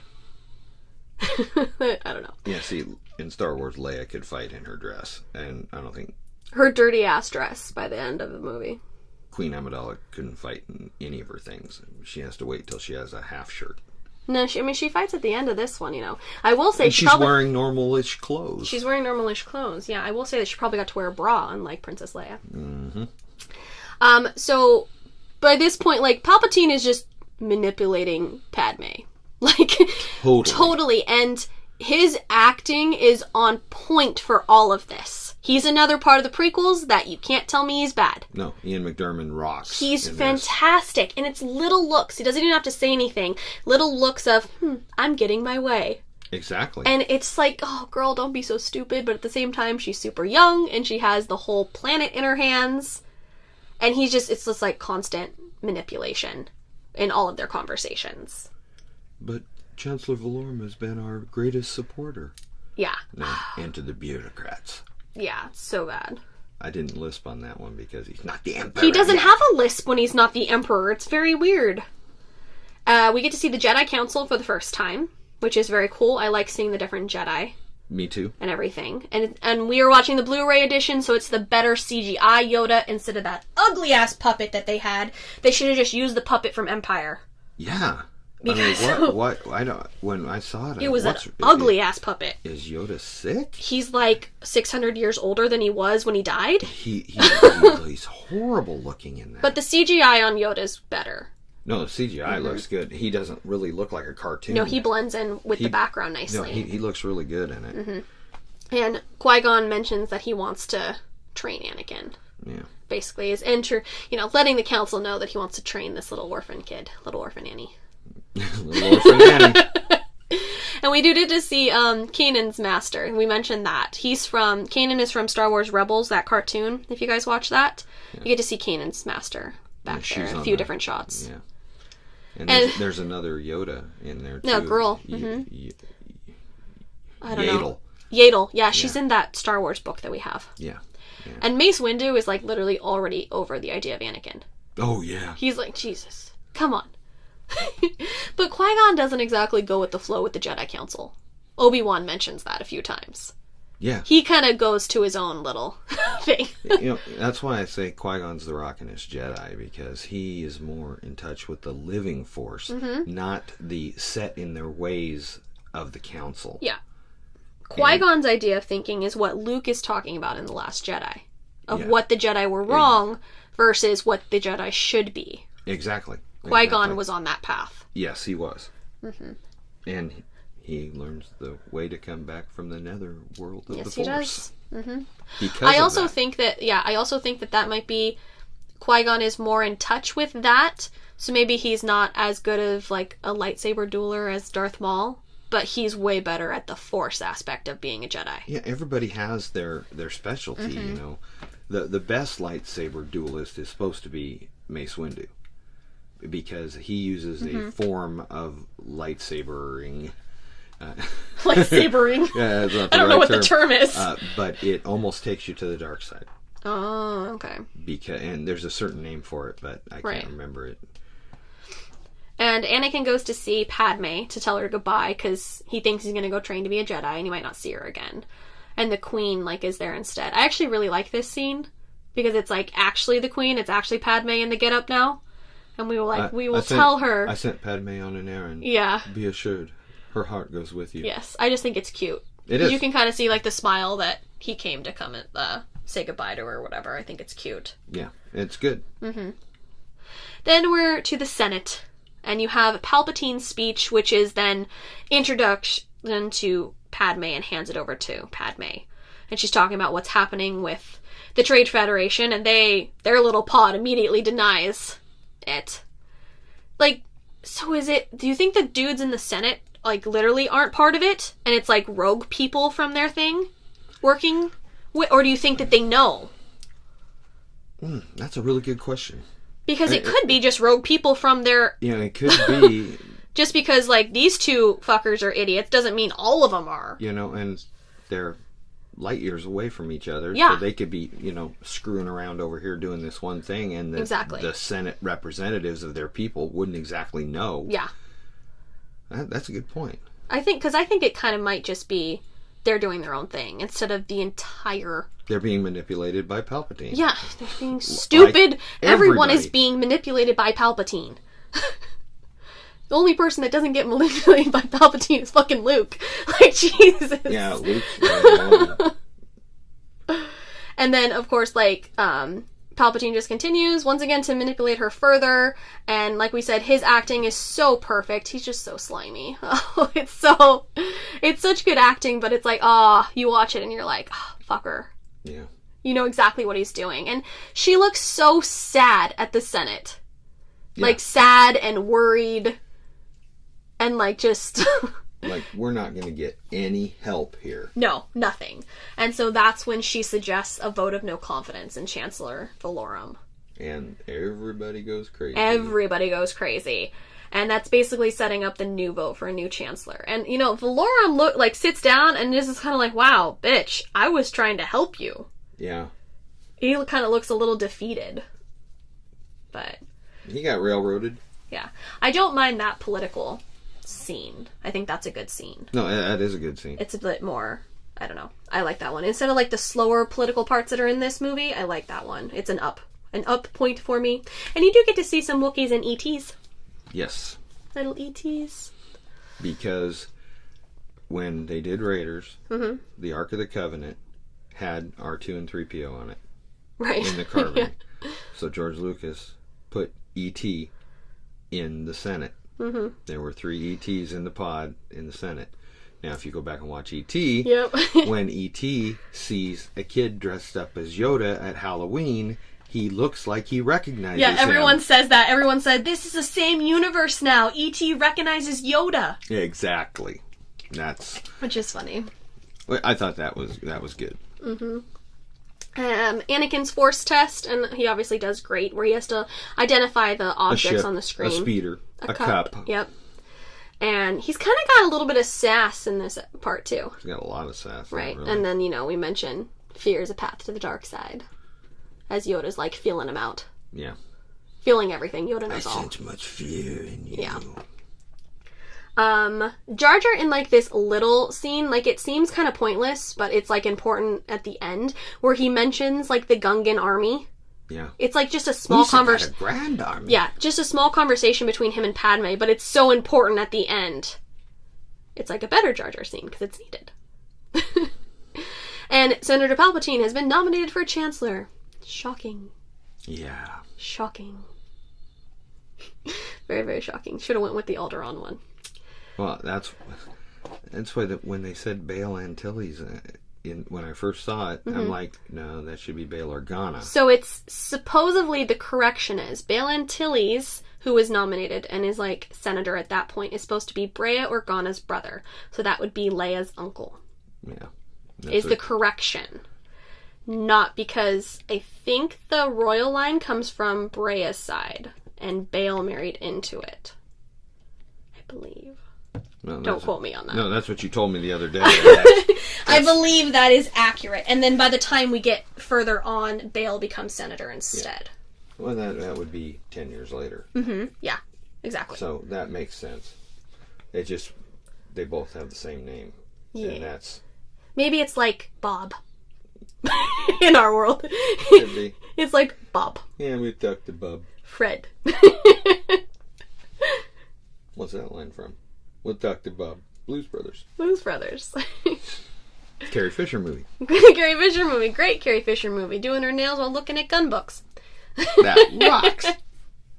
And so then the queen is going back to Naboo because she's pretty much over, like, hiding on Coruscant, and she wants to get shit done. Because I think that at this point, even though, like, she did the vote of no confidence, like, things are not progressing fast enough. She thinks people are dying, so she's gonna go deal with it, basically. She feels she needs to be there to lead. Yeah. And it makes sense. You get the Willy Wonka moment there. I know, you get Palpatine's, I wrote this down, Palpatine's Willy Wonka moment. No, don't. Come back. Stop. He sounds like Willy Wonka yelling at the kids. It's like, oh, he doesn't care. Yeah, go back. Gene Wilder Willy Wonka. Yeah, oh, yeah, please. Not the Johnny Depp. Never the Johnny Depp. And back to the Jedi Council, where, you know, they basically are saying that Anakin is too old to train. And Qui-Gon once again is like, well, guess what, bitches? I'm going to train him anyway. I take him as my Padawan Luna. And, like, they're like, you already have a Padawan. And he's like, nah, Obi-Wan's ready. And then, of course, Obi-Wan's like, yeah, okay, I'm ready. I'm ready to face the trials. Yep, exactly. Just another, like, he really has zero fucks given about the council. No, he really... He feels that he's going to train Anakin, so he's going to train him. I think he realizes that the council is set in their ways, and they just become real static with the Force and the way it is, and, you know, he's more of a free spirit. Yeah. Kind of a hippie. Yeah. That's why he has the long hair. And then Mace Windu, I believe, like, says that they should accompany the Queen back to Naboo. Yeah. And so then back to Naboo they go, essentially. Let's take the kid with us to the war. I can only protect you. I cannot fight a war for you. Yeah. So, because they're going back and they're, like, wanting a plan, Jar Jar goes to look for the Gungans to talk about that army he mentioned, but they're not in the underwater place that they'd gone. Yep, it's abandoned. So they try the backup location that he knows. Yeah. And sacred place. Mm-hmm. And the Queen is basically trying to ask for help, and this is actually one of my favorite parts in this movie, when Padme steps forward and she's like, no, I am Queen Amidala. And everyone's like, what? What? Anakin looks shocked. Except for Obi-Wan and Qui-Gon. They're like, yeah, you were right. Obi-Wan looks a little bit surprised. Well, Qui-Gon gives him a look like, see, I told you. That's really what it seems like. Is like, Qui-Gon told him. Yeah. And he's going, are you sure? Wow, you're right. Yeah, that's really good, because the look on Liam Neeson's face is totally... Fuck yeah, I knew But I really like this part where, like, she steps forward and she's like, no, this is my decoy for my protection. I don't remember, was this a big shocker? When people first started seeing this movie, I don't remember. I don't remember because that I don't remember if it would have been like so set in stone that Natalie Portman is the Queen. See, I knew that Natalie Portman was the Queen because I knew her from The Professional, and when she was like she's 12. been acting since she was little. Yeah, so it's not like this was her first movie. And that was like a really big deal movie where she was like 12. So I knew. Mm-hmm. I go, the girl from The Professional is the Queen. Yeah. Well, then why is she Padme? So there was questioning then. It wasn't a complete, like, holy shit shocker. Yeah, not everybody was shocked, but... Not like, no, I'm your father. Yeah. Okay. But yeah, can't remember. I was little. I was 7, okay? My brain wasn't fully developed. And then just like the rest of the scene where she like begs for their help and like basically gets on her knees, and then everybody follows suit to like bow down to the Gungans and everything, and then they obviously agree to help. Yeah, and Boss Nass likes it that you not think you're better than us. Yes, exactly, which is a huge deal because also we're going to send all the Gungans out to fight. You don't see any Nubians out there. No, it's just the Gungans, but I think that the general guy, I can't think of his name. He's one of the Gungans that's with Jar Jar. Captain Tarples? Yeah, okay, yeah. I think at one point he says that they're, like, honored to fight or whatever. Or something to that effect. But yeah, you might want to send some Nubians out there or something. Yeah, I don't know. I don't see any dead Gungans, though, in this movie. No. So maybe they didn't die. No. I don't know. This movie was made for little kids, so I don't know. Very much so. This movie was definitely made for little kids.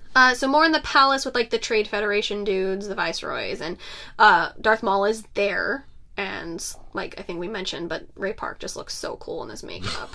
He looks badass. He looks scary, though. Like, I'd be like, ah, but he looks good. He makes it work, but, yeah. And Sidious, wiped them all out. Wipe them out. All of them. And then they're, like, making the plans of the attack. And Padme is, like, kind of definitely taking charge at this point. She's like, we're going to do this, this, and this.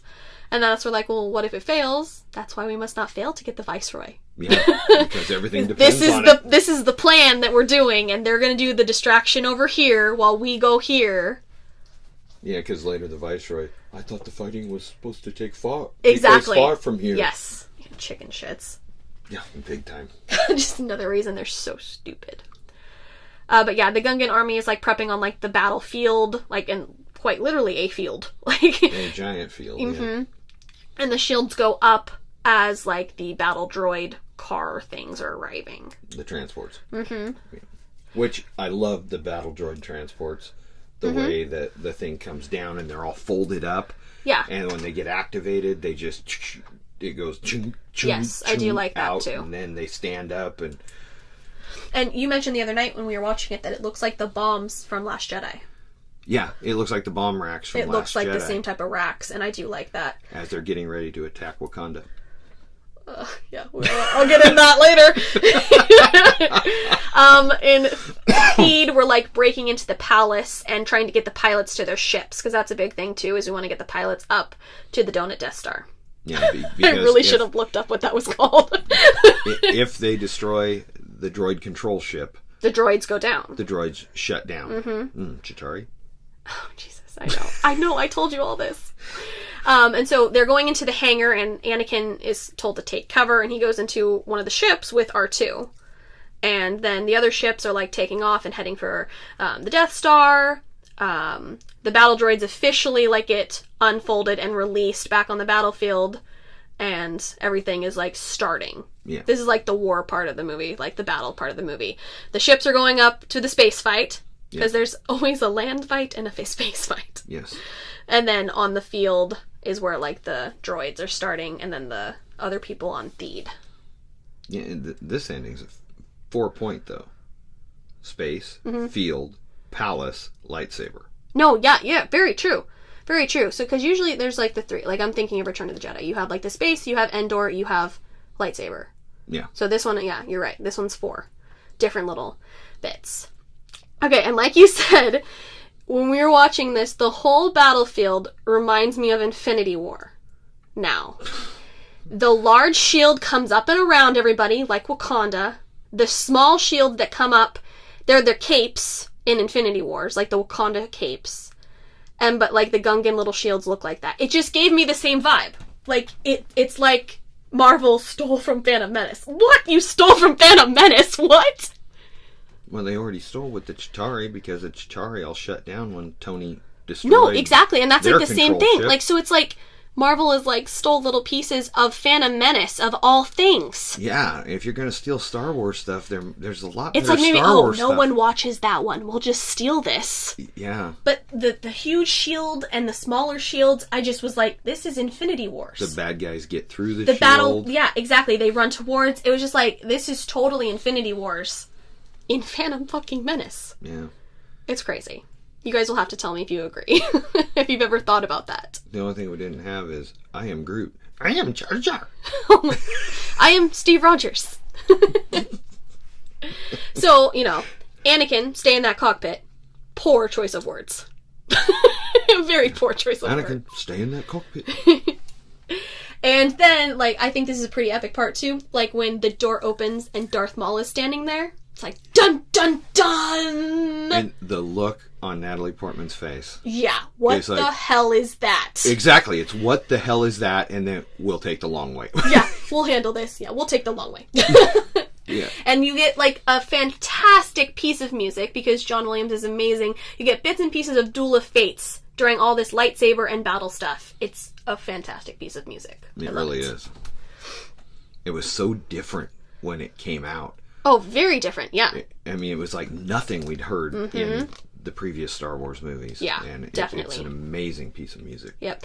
And that is where we get to see the double-ended lightsaber. Because he turns both ends on. He turns on one and then turns on the other. And then in turn, Obi-Wan and Qui-Gon both light up theirs. Yeah. And the choreography in this is fantastic, amazing. Yeah. People can bash all they want on this movie, but this is like the most in-depth lightsaber battle. It's my favorite lightsaber battle. The choreography is fantastic in this. And it's like, obviously Ray Park is great, but they do great. Ewan and Liam Neeson do great as well. It's just, I love this lightsaber battle. Even if you hate this movie, you cannot hate this lightsaber battle. No, where I fast-forwarded the pod race, I often watched the end of this movie over and over. Oh yeah, the end of the movie it's an up. When you get to the battle, it's like an up point for this movie. Yeah, when they went out to the field with the Gungans and stuff, it kind of slowed down. Slowed down a little bit, but then it's like but when you get back to the palace with the lightsaber and Queen Amidala's crew, then that's very interesting too. I enjoy that. Yep. I enjoy that. Yeah. So, Anakin actually in the cockpit ends up shooting like the battle droids. Well, he tries to shoot him, and he ends up firing up the engine. And yeah, it starts to. He doesn't know what he's doing. Starts to hover, and he's kind of like coming around, and then he's trying to find the gun. Well, maybe this is it. And then he just blam, blam, and the turbo lasers on the fighter are strong enough to blast through the Droideka's shield. And the minute he turned it on, it was on autopilot. It was on autopilot. So it's going to go up to the Donut Death Star. To the Donut Death Star. But in the, he cleared the path for Padme and her crew. Yes. So, I mean, he did help. And the lightsaber battle continues into the area of the why is this here? For the Galaxy Quest moment. Galaxy Quest moment of why is this here in sci-fi? You have drop-offs, you have like weird pathways, catwalks. It's very visually nice. It's very interesting for a lightsaber battle, but it's like, what is the purpose to this? Yeah, totally. But it's, still really good. different ledges, and it's just crazy. But the lightsaber battle takes you out of it if you just watch them. If you just watch them, yeah. So amazing. And there's like these moments where they zoom in on each of their faces, like Darth Maul and Qui-Gon and Obi-Wan, and those were in every trailer for this movie. Every time I see him in the movie, I'm like, that was in the trailer. I remember that. I actually, in a box, I have the bank that you would put the pieces together, and Darth Maul would be in the middle, and when you hit the button, I only have one of the Jedis. I can't remember if I have Qui-Gon or Obi-Wan. I think I have Qui-Gon. And you would put Obi-Wan on the far end, and they would move, and they would lightsaber fight. It's in a box. That's funny. So Padme and her crew are essentially making their way down the hallway, attempting to. Back on the battlefield, you get like more of like the Gungans. They're like water-type weapons, like the boomers. Boomers, okay. And Jar Jar is completely useless. They make him a general. And why? Yeah. And he does nothing. Anything he does to the droids, like, is on accident. And it's totally on accident. And there's a lot of comedy in there. It's not needed. When he jumps on that broken one, it gets stuck to his foot, and he starts shooting. Yeah, it's not needed. It's not needed. And then jumping to, like, the space fight, Anakin is, like, still flying, and R2 manages to get it off of autopilot, so he can actually control where he's going. Yeah. And, you know, spinning's always a good trick. Woo, woo, woo. And in the hallway with Padme and Panaka, when they shoot out the window, I always really liked that part.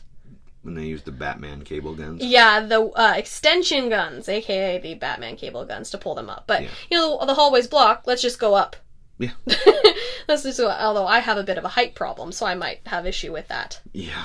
Off the edge of that waterfall. No, thank you. And then, like, you're obviously back to the lightsaber fight, and pretty much all we've said. You know, it's great choreography, falling, kicking, jumping, all this crazy stuff. It's great. It's amazing. I mean, I don't know what else we can say. Like, go watch the lightsaber fight. It's good stuff. But then we come to, like, the shield red door things that have no purpose, except to separate everyone. That was totally plot-driven thing, because What are their purpose? I can't even think of anything. No, I mean, when you watch certain sci-fi things, you can understand how certain things could work if they were real. Yeah. But what is the point of those ray-shielded doors? Just to get them separated. Yeah. And Obi-Wan's on the far end, Qui-Gon's in the middle meditating, and Darth Maul is, like, pissed that he's separated. He just looks like a caged animal in like, there. Like, hitting the thing with his lightsaber. Yeah, just kind of testing it and stuff, and just walking back and forth and pacing and just scowling. And Qui-Gon is literally, like, on his knees, just like, meditate. Yeah. Yeah, he's getting in touch with the Force, which is what you should do as a Jedi. And then back on the battlefield, I mean, it's just, like, the same thing. Like, pretty much Jar Jar doesn't know what he's doing. I would have actually preferred to seen some of the other Gungans. Yeah. Like, I mean, if you, like, go to, like, Return of the Jedi, like, where you see a variety of Ewoks fighting. In Revenge of the Sith, you see a variety of Wookiees fighting. You know, I would have liked to have seen, like, some of, instead of just Jar Jar fucking up. It's really all you see. It's all you see. He gets on that tank, and then the other general has to save him because... Yeah, Captain Tarpals. Mm-hmm. I would have liked to have seen and then other he ends Gungans. up knocking Captain Tarpals off of his mount. I mean, he... And then back in the hallway, when they do make it to the other level, that's when, like, the battle droids roll up. And she's like, they win this round. Yeah. Because what are you going to do? At that point, they're done. Up in space, Anakin goes inside the donut Death Star. Yeah. Slides on in. The ship overheats, and he kind of slides to a stop. Yep, exactly. And then back to the lightsaber fight. All Star Wars movies are so jumpy at the end. I've noticed that when we do these episodes. They are. They are very jumpy. It's better when you watch the movie. But the red shields move, and Qui-Gon and Maul start to fight again, but Obi-Wan doesn't quite make it through, so he's still trapped in one of them watching, which would suck so bad. Yeah, what happened to that flash running they were doing earlier? I know! What happened to the berry running? I have no idea. I mean, Obi-Wan earlier jumped, 6 stories up using the Force. Yeah. And I guess that took his Force power and the little thing at the top of the screen. Oh, the video game, where you have to, like, push the buttons to charge again. I can't even know which buttons it is. My fingers have muscle memory. That That's funny. But, like, yeah, so they're separated and he has to watch everything. That would suck so bad to have, like, watch everything. Especially when you watch your master get stabbed. Yeah. Because Darth Maul hits him with, in the with face. the hilt. Yeah. And then that turns stuns around him and then does right a quick through the- spin move and right through him. And Obi-Wan screams. No! And it's a lot better no than... Oh, it's a meaningful no. It's an actual... No, it's not like a it's... stupid... No! That's stupid. See, it ruins it. But he is like, holy shit, I just watched my master get stabbed. No. Yeah. And the first time we watched it at home with the DVD, my mom screamed louder than Obi-Wan did when Qui-Gon got stabbed. That's all I remember. She was like, what? That's all I remember. Yes, she did. She was pissed. And Obi-Wan gets pissed real quick. Oh no, he's fired He's, up. like, so pissed. And this is where Ewan McGregor matches Ray Park. But wait! They go back to the throne room. Oh, shit. Star Wars jumps. See, I like lightsaber battle the best. I know, right? I'm all into it. But this is part you like, when the decoy confuses them. Oh, I love that. Because they think Padme's the decoy.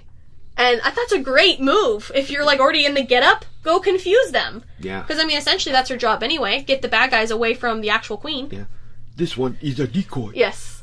And then I love that the throne has hidden blasters. Hell yes. And she, like, Padme grabs one and throws one to, what is it? Panaka. Panaka.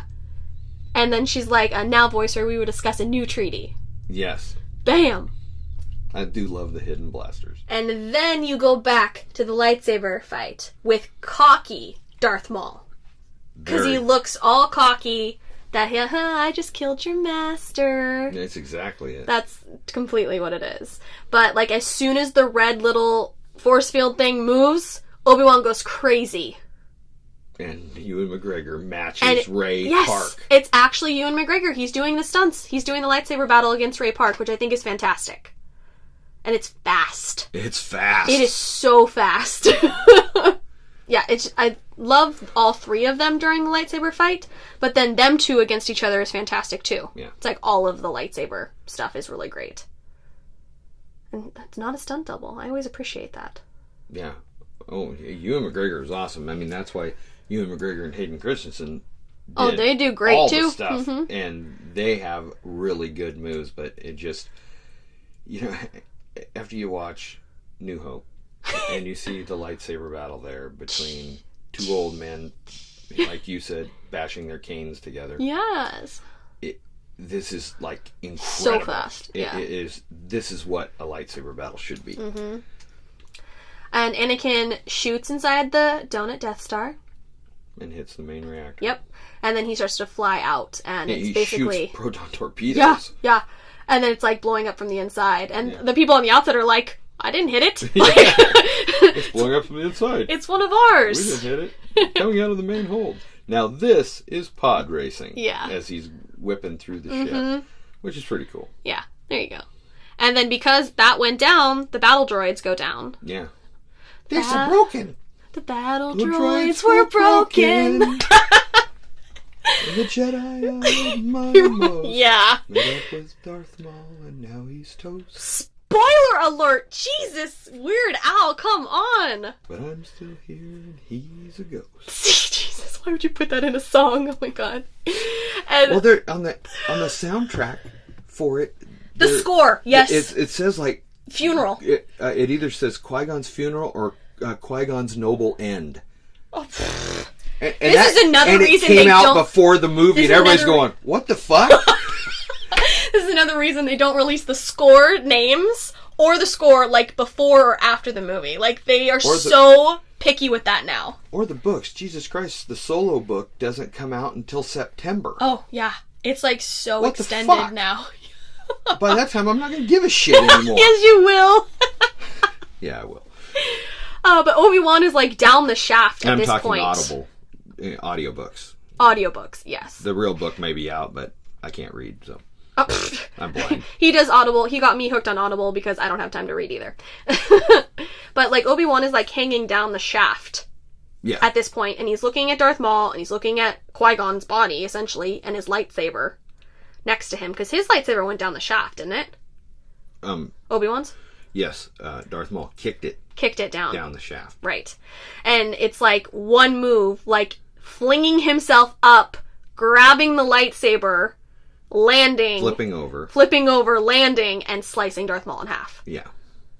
And that's his reason why you shouldn't be cocky, kids. Yes. Because if maybe he wouldn't have been so cocky, he could have been expecting that. Yeah. But he falls down the hole in 2 halves. But don't worry, he'll be back, folks. Depending on what you watch. Ain't that the truth? There's spider legs and mechanical legs and... Kira. Crimson Tide. Oh, jeez. Crimson Tide? No! This is not a military... God! It's not a military movie! Oh, Crimson Dawn. It's one of the Twilight movies. Catch up. Yeah, I know.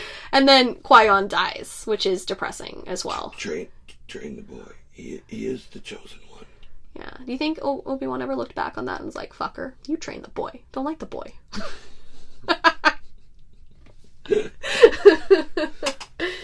And that's pretty much the end of, like, the battle of it. Yeah. We're back to Theed, and, like, Palpatine arrives, and he has been elected Chancellor. Big shocker. Yeah. And he talks to Anakin briefly, and, we'll watch you with great... Your career. With great interest. Yes, I'm sure we will. Yeah, no shit. And Yoda and Obi-Wan talking, and how Obi-Wan is like, Qui-Gon wants me to train him. Dying wish. Sorry, gotta do it. And Yoda's like pacing back and forth with it. And then he like agrees, like, your Qui-Gon's apprentice. defiance I sense in you. Yeah. That you do not need. Your apprentice Skywalker will be. And then you get Qui-Gon's funeral and burning the body, which will burn a lot faster than a Vader suit. Yes, it will, but usually when you cremate somebody, you're not standing around it. It's a Jedi thing. I don't know. It's like a Jedi barbecue. A Jedi barbecue. If you don't poof away and leave your cape, then you have to be burned. Yes. It's a rule. Oh, and then, like, Obi-Wan promises Anakin that he will be a Jedi, that he's going to train him. Because if you're an Anakin, you're like, well, shit, that guy brought me away from my home, and now he's dead. What the hell am I supposed to do? Yeah. So, Obi-Wan assuring him. And I really like Mace Windu and Yoda's. There's always 2. But which was destroyed? The Master or the Apprentice? Yeah. Always 2 there. Yes. No more. No less. And then they zoom in on Palpatine. How do you people not know who Palpatine is? I remember this clear as day, that people during the prequels did not catch on who he was going to become. Yeah. A lot of people didn't. How do you not know? Oh, there's so many signs. First of all, it's Emperor Palpatine. Ding, ding, ding. Second, like, there's so many hints that he's not cool. And back in the day, those people who didn't realize it, the reveal of him being Darth Sidious was like the Luke, I am your father reveal to my generation. I didn't get, not even close. No. There's so many clues. Yeah. I mean, how do you not, it's like a straight out, it's not even a clue. It's told you. Emperor Palpatine, Chancellor Palpatine. Palpatine, it's not a common name. Not at all. And then we get to the parade and the celebration. All the happy Gungans and all that fun stuff. And Anakin got an extension for his little Jedi rat tail thing. Yep. And then we, like, the glowy ball thingy, because we have peace with the Gungans. The glowing basketball. It kind of looks like one of those things that when you touch it, the electricity follows your finger. Oh, yeah, it kind of does. Kind of looks like that. And then you get the Padme and Anakin look. Yep. Where they smile at each other, and R2 and Obi-Wan see it, and they're like, what was that look? Yeah. What was that? Is that going to cause us trouble in the future? Yes.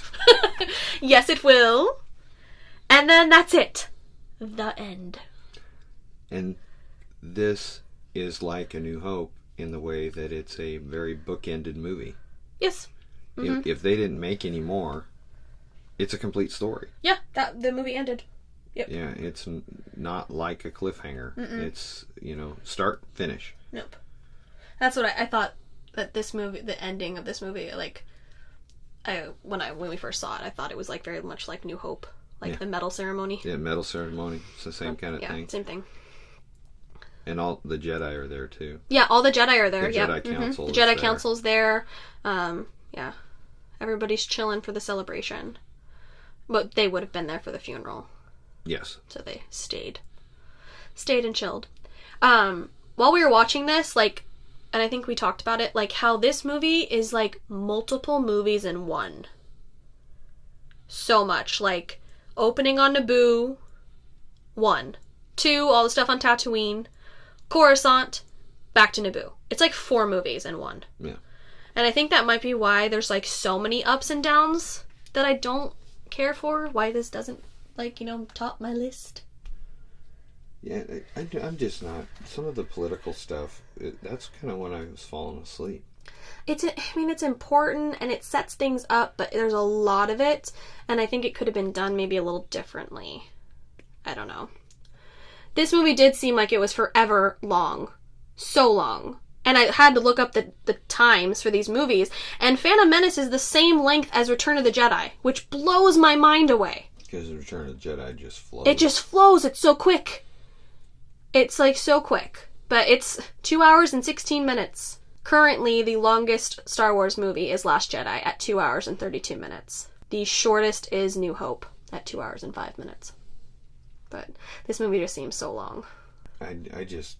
The political stuff doesn't do it for me a lot. I understand the setup, and I understand what George Lucas was trying to do, but it's not really it's not exciting stuff. And, you know, if you want kids to get into it... I was just going to say that, oddly enough, because this was so geared towards children, that you have this political subtext in it that is interesting. It's odd.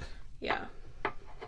But, I mean, it's I understand why it's needed for the story. It is needed, and it's like maybe you take this as like a prequel. Obviously, it's a prequel, like a prologue. It's basically what it is. Like the stuff you have to know or whatever to lead up to everything else. But I asked you the other night when we watched it, if, you know, because Palpatine, like, manipulated and used Padme as a big part of his plan to set everything in place, like, if in turn this fucks him over, like, he chose the wrong person, because for several reasons, okay? Not only does he chooses this, like, strong person to get the plan in, like, motion, she helps start the rebellion, her daughter ends up leading it, her son is the reason that he dies, and his main pawn falls in love with her, so that's gonna create issues with him as well. Like, manipulating Padme pretty much fucked over Palpatine. He picked the wrong person. Yeah, that was the one part of his plan he didn't foresee. No. Yeah, Anakin and Padme screwed that up for him. And in turn, created some cute kids that screwed it up further. Oops. And then you get Kylo Ben. Oh, Kylo Ben. Yeah, Kylo Ben. Don't know what to take of that guy. But I guess karma's a bitch for Palpatine. Yep, it sure is. Any other closing thoughts on Phantom Menace? I'm glad it's over. Oh no! That's so sad. We still have 2 more prequels to do, Drew. No. But you like the next two the better. next two, I like Attack of the Clones. I know especially when they're rolling in the fields on Naboo. Oh, Lord, not that part. That makes me want to hurl in a bucket. That's so mean. I just don't like the lovey-dovey stuff. I mean, my idea of lovey-dovey stuff is my hands are dirty. My hands are dirty too. Well, you're not going to top them, so it doesn't matter what they do. Anakin and Padme, Han and Kira, any of that stuff, not going to top them, Han and Leia. So that's Star Wars romance. Oh, time will tell. Alright, so that was our episode on Phantom Menace. Of course, next up will be Attack of the Clones. We did want to mention real quick, because some of you have been asking me my opinion on the next episode, episode 9 of Star Wars. They've released that they're gonna use footage of Carrie Fisher so that Princess Leia is in this new movie. Footage from Force Awakens. I don't know how to feel about this, to be honest. I'm excited because if you guys know me, you know I'm a huge Carrie Fisher fan and I'm a huge Princess Leia fan. So I did not want it to say in the damn text that, by the way, Princess Leia died. ... Here's the story. Yeah. I would be pissed if that happened. So I'm hoping that they can somehow give her an ending, But I also feel for the writers and the editors. Good luck. Yeah. I don't know how that's gonna work. I have no idea. Like, when did you film it? What is she wearing? Where is she? What... Is she on a green screen? That would help things. Like, what did they film? Exactly. It's like, so I'm up and down. I'm gonna have to wait and see. There's no way to know until we see it. I mean, the only thing I can go off of is... I know some people don't like JJ, but I do like JJ Abrams, so I'm hoping that he does some things good. Well, not everything that he does is good, but some things. And then we also have Billie Lourd's approval, Carrie's daughter. So I'm trusting that at this point. That's all I got. Time will tell. Yeah, I can't make a decision on it until I see it. The one thing when Cassie told me was the whole, what is she wearing? Yeah. Is she wearing the gas station attendant outfit? Or the blue dress? The blue That's all dress? she had in Force Awakens, unless there's something else. You know, are they going to just, like, use her and then CG different outfits on her? This is true. I don't... I said, don't know. before they released any of this, that if they wanted to include her in Easy Way, like, it's shitty because we're not going to get as much as her as I want anyway. But you could make her a fuzzy blue hologram. Yeah. Like, for a conversation or something. I don't know. It would make it easier to hide things or edit things from an editing standpoint. Because I think if she's got speaking parts, I have to imagine she does. yeah. What is she saying that's going to fit with the story? I don't understand. Yeah, are they going to CG her mouth? Is it going to look kind of like Tarkin a little bit? I mean, I like Tarkin in Rogue One. I don't know. But some of his mouth movements were not quite, you could tell. And are they going to have to do that? And who's going to do her voice? I don't know. It's like, it's either they have like footage of her speaking lines or they have, I don't know. It's going to always bother me that she doesn't get the movie that she deserved. Is So. it going to be like the movie Sneakers? My voice is my passport. Oh my god, please don't make it like that. Please don't make it like that. It makes me sad. It is very sad. It's so sad. It would have been nice if she could have been there.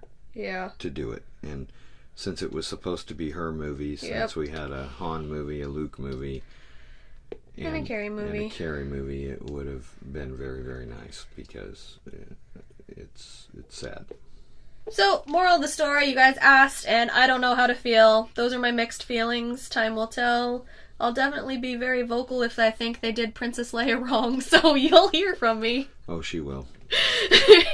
And I'll have to hear it every single day. Yeah. I'm sorry. Don't mess. Mm-mm-mm. I'll get text at work and she'll be bitching about it if it's bad. Can you believe they did this to my character? Alright guys, thanks so much for listening, and we will catch you on the next Chit Chat with Cass. Later.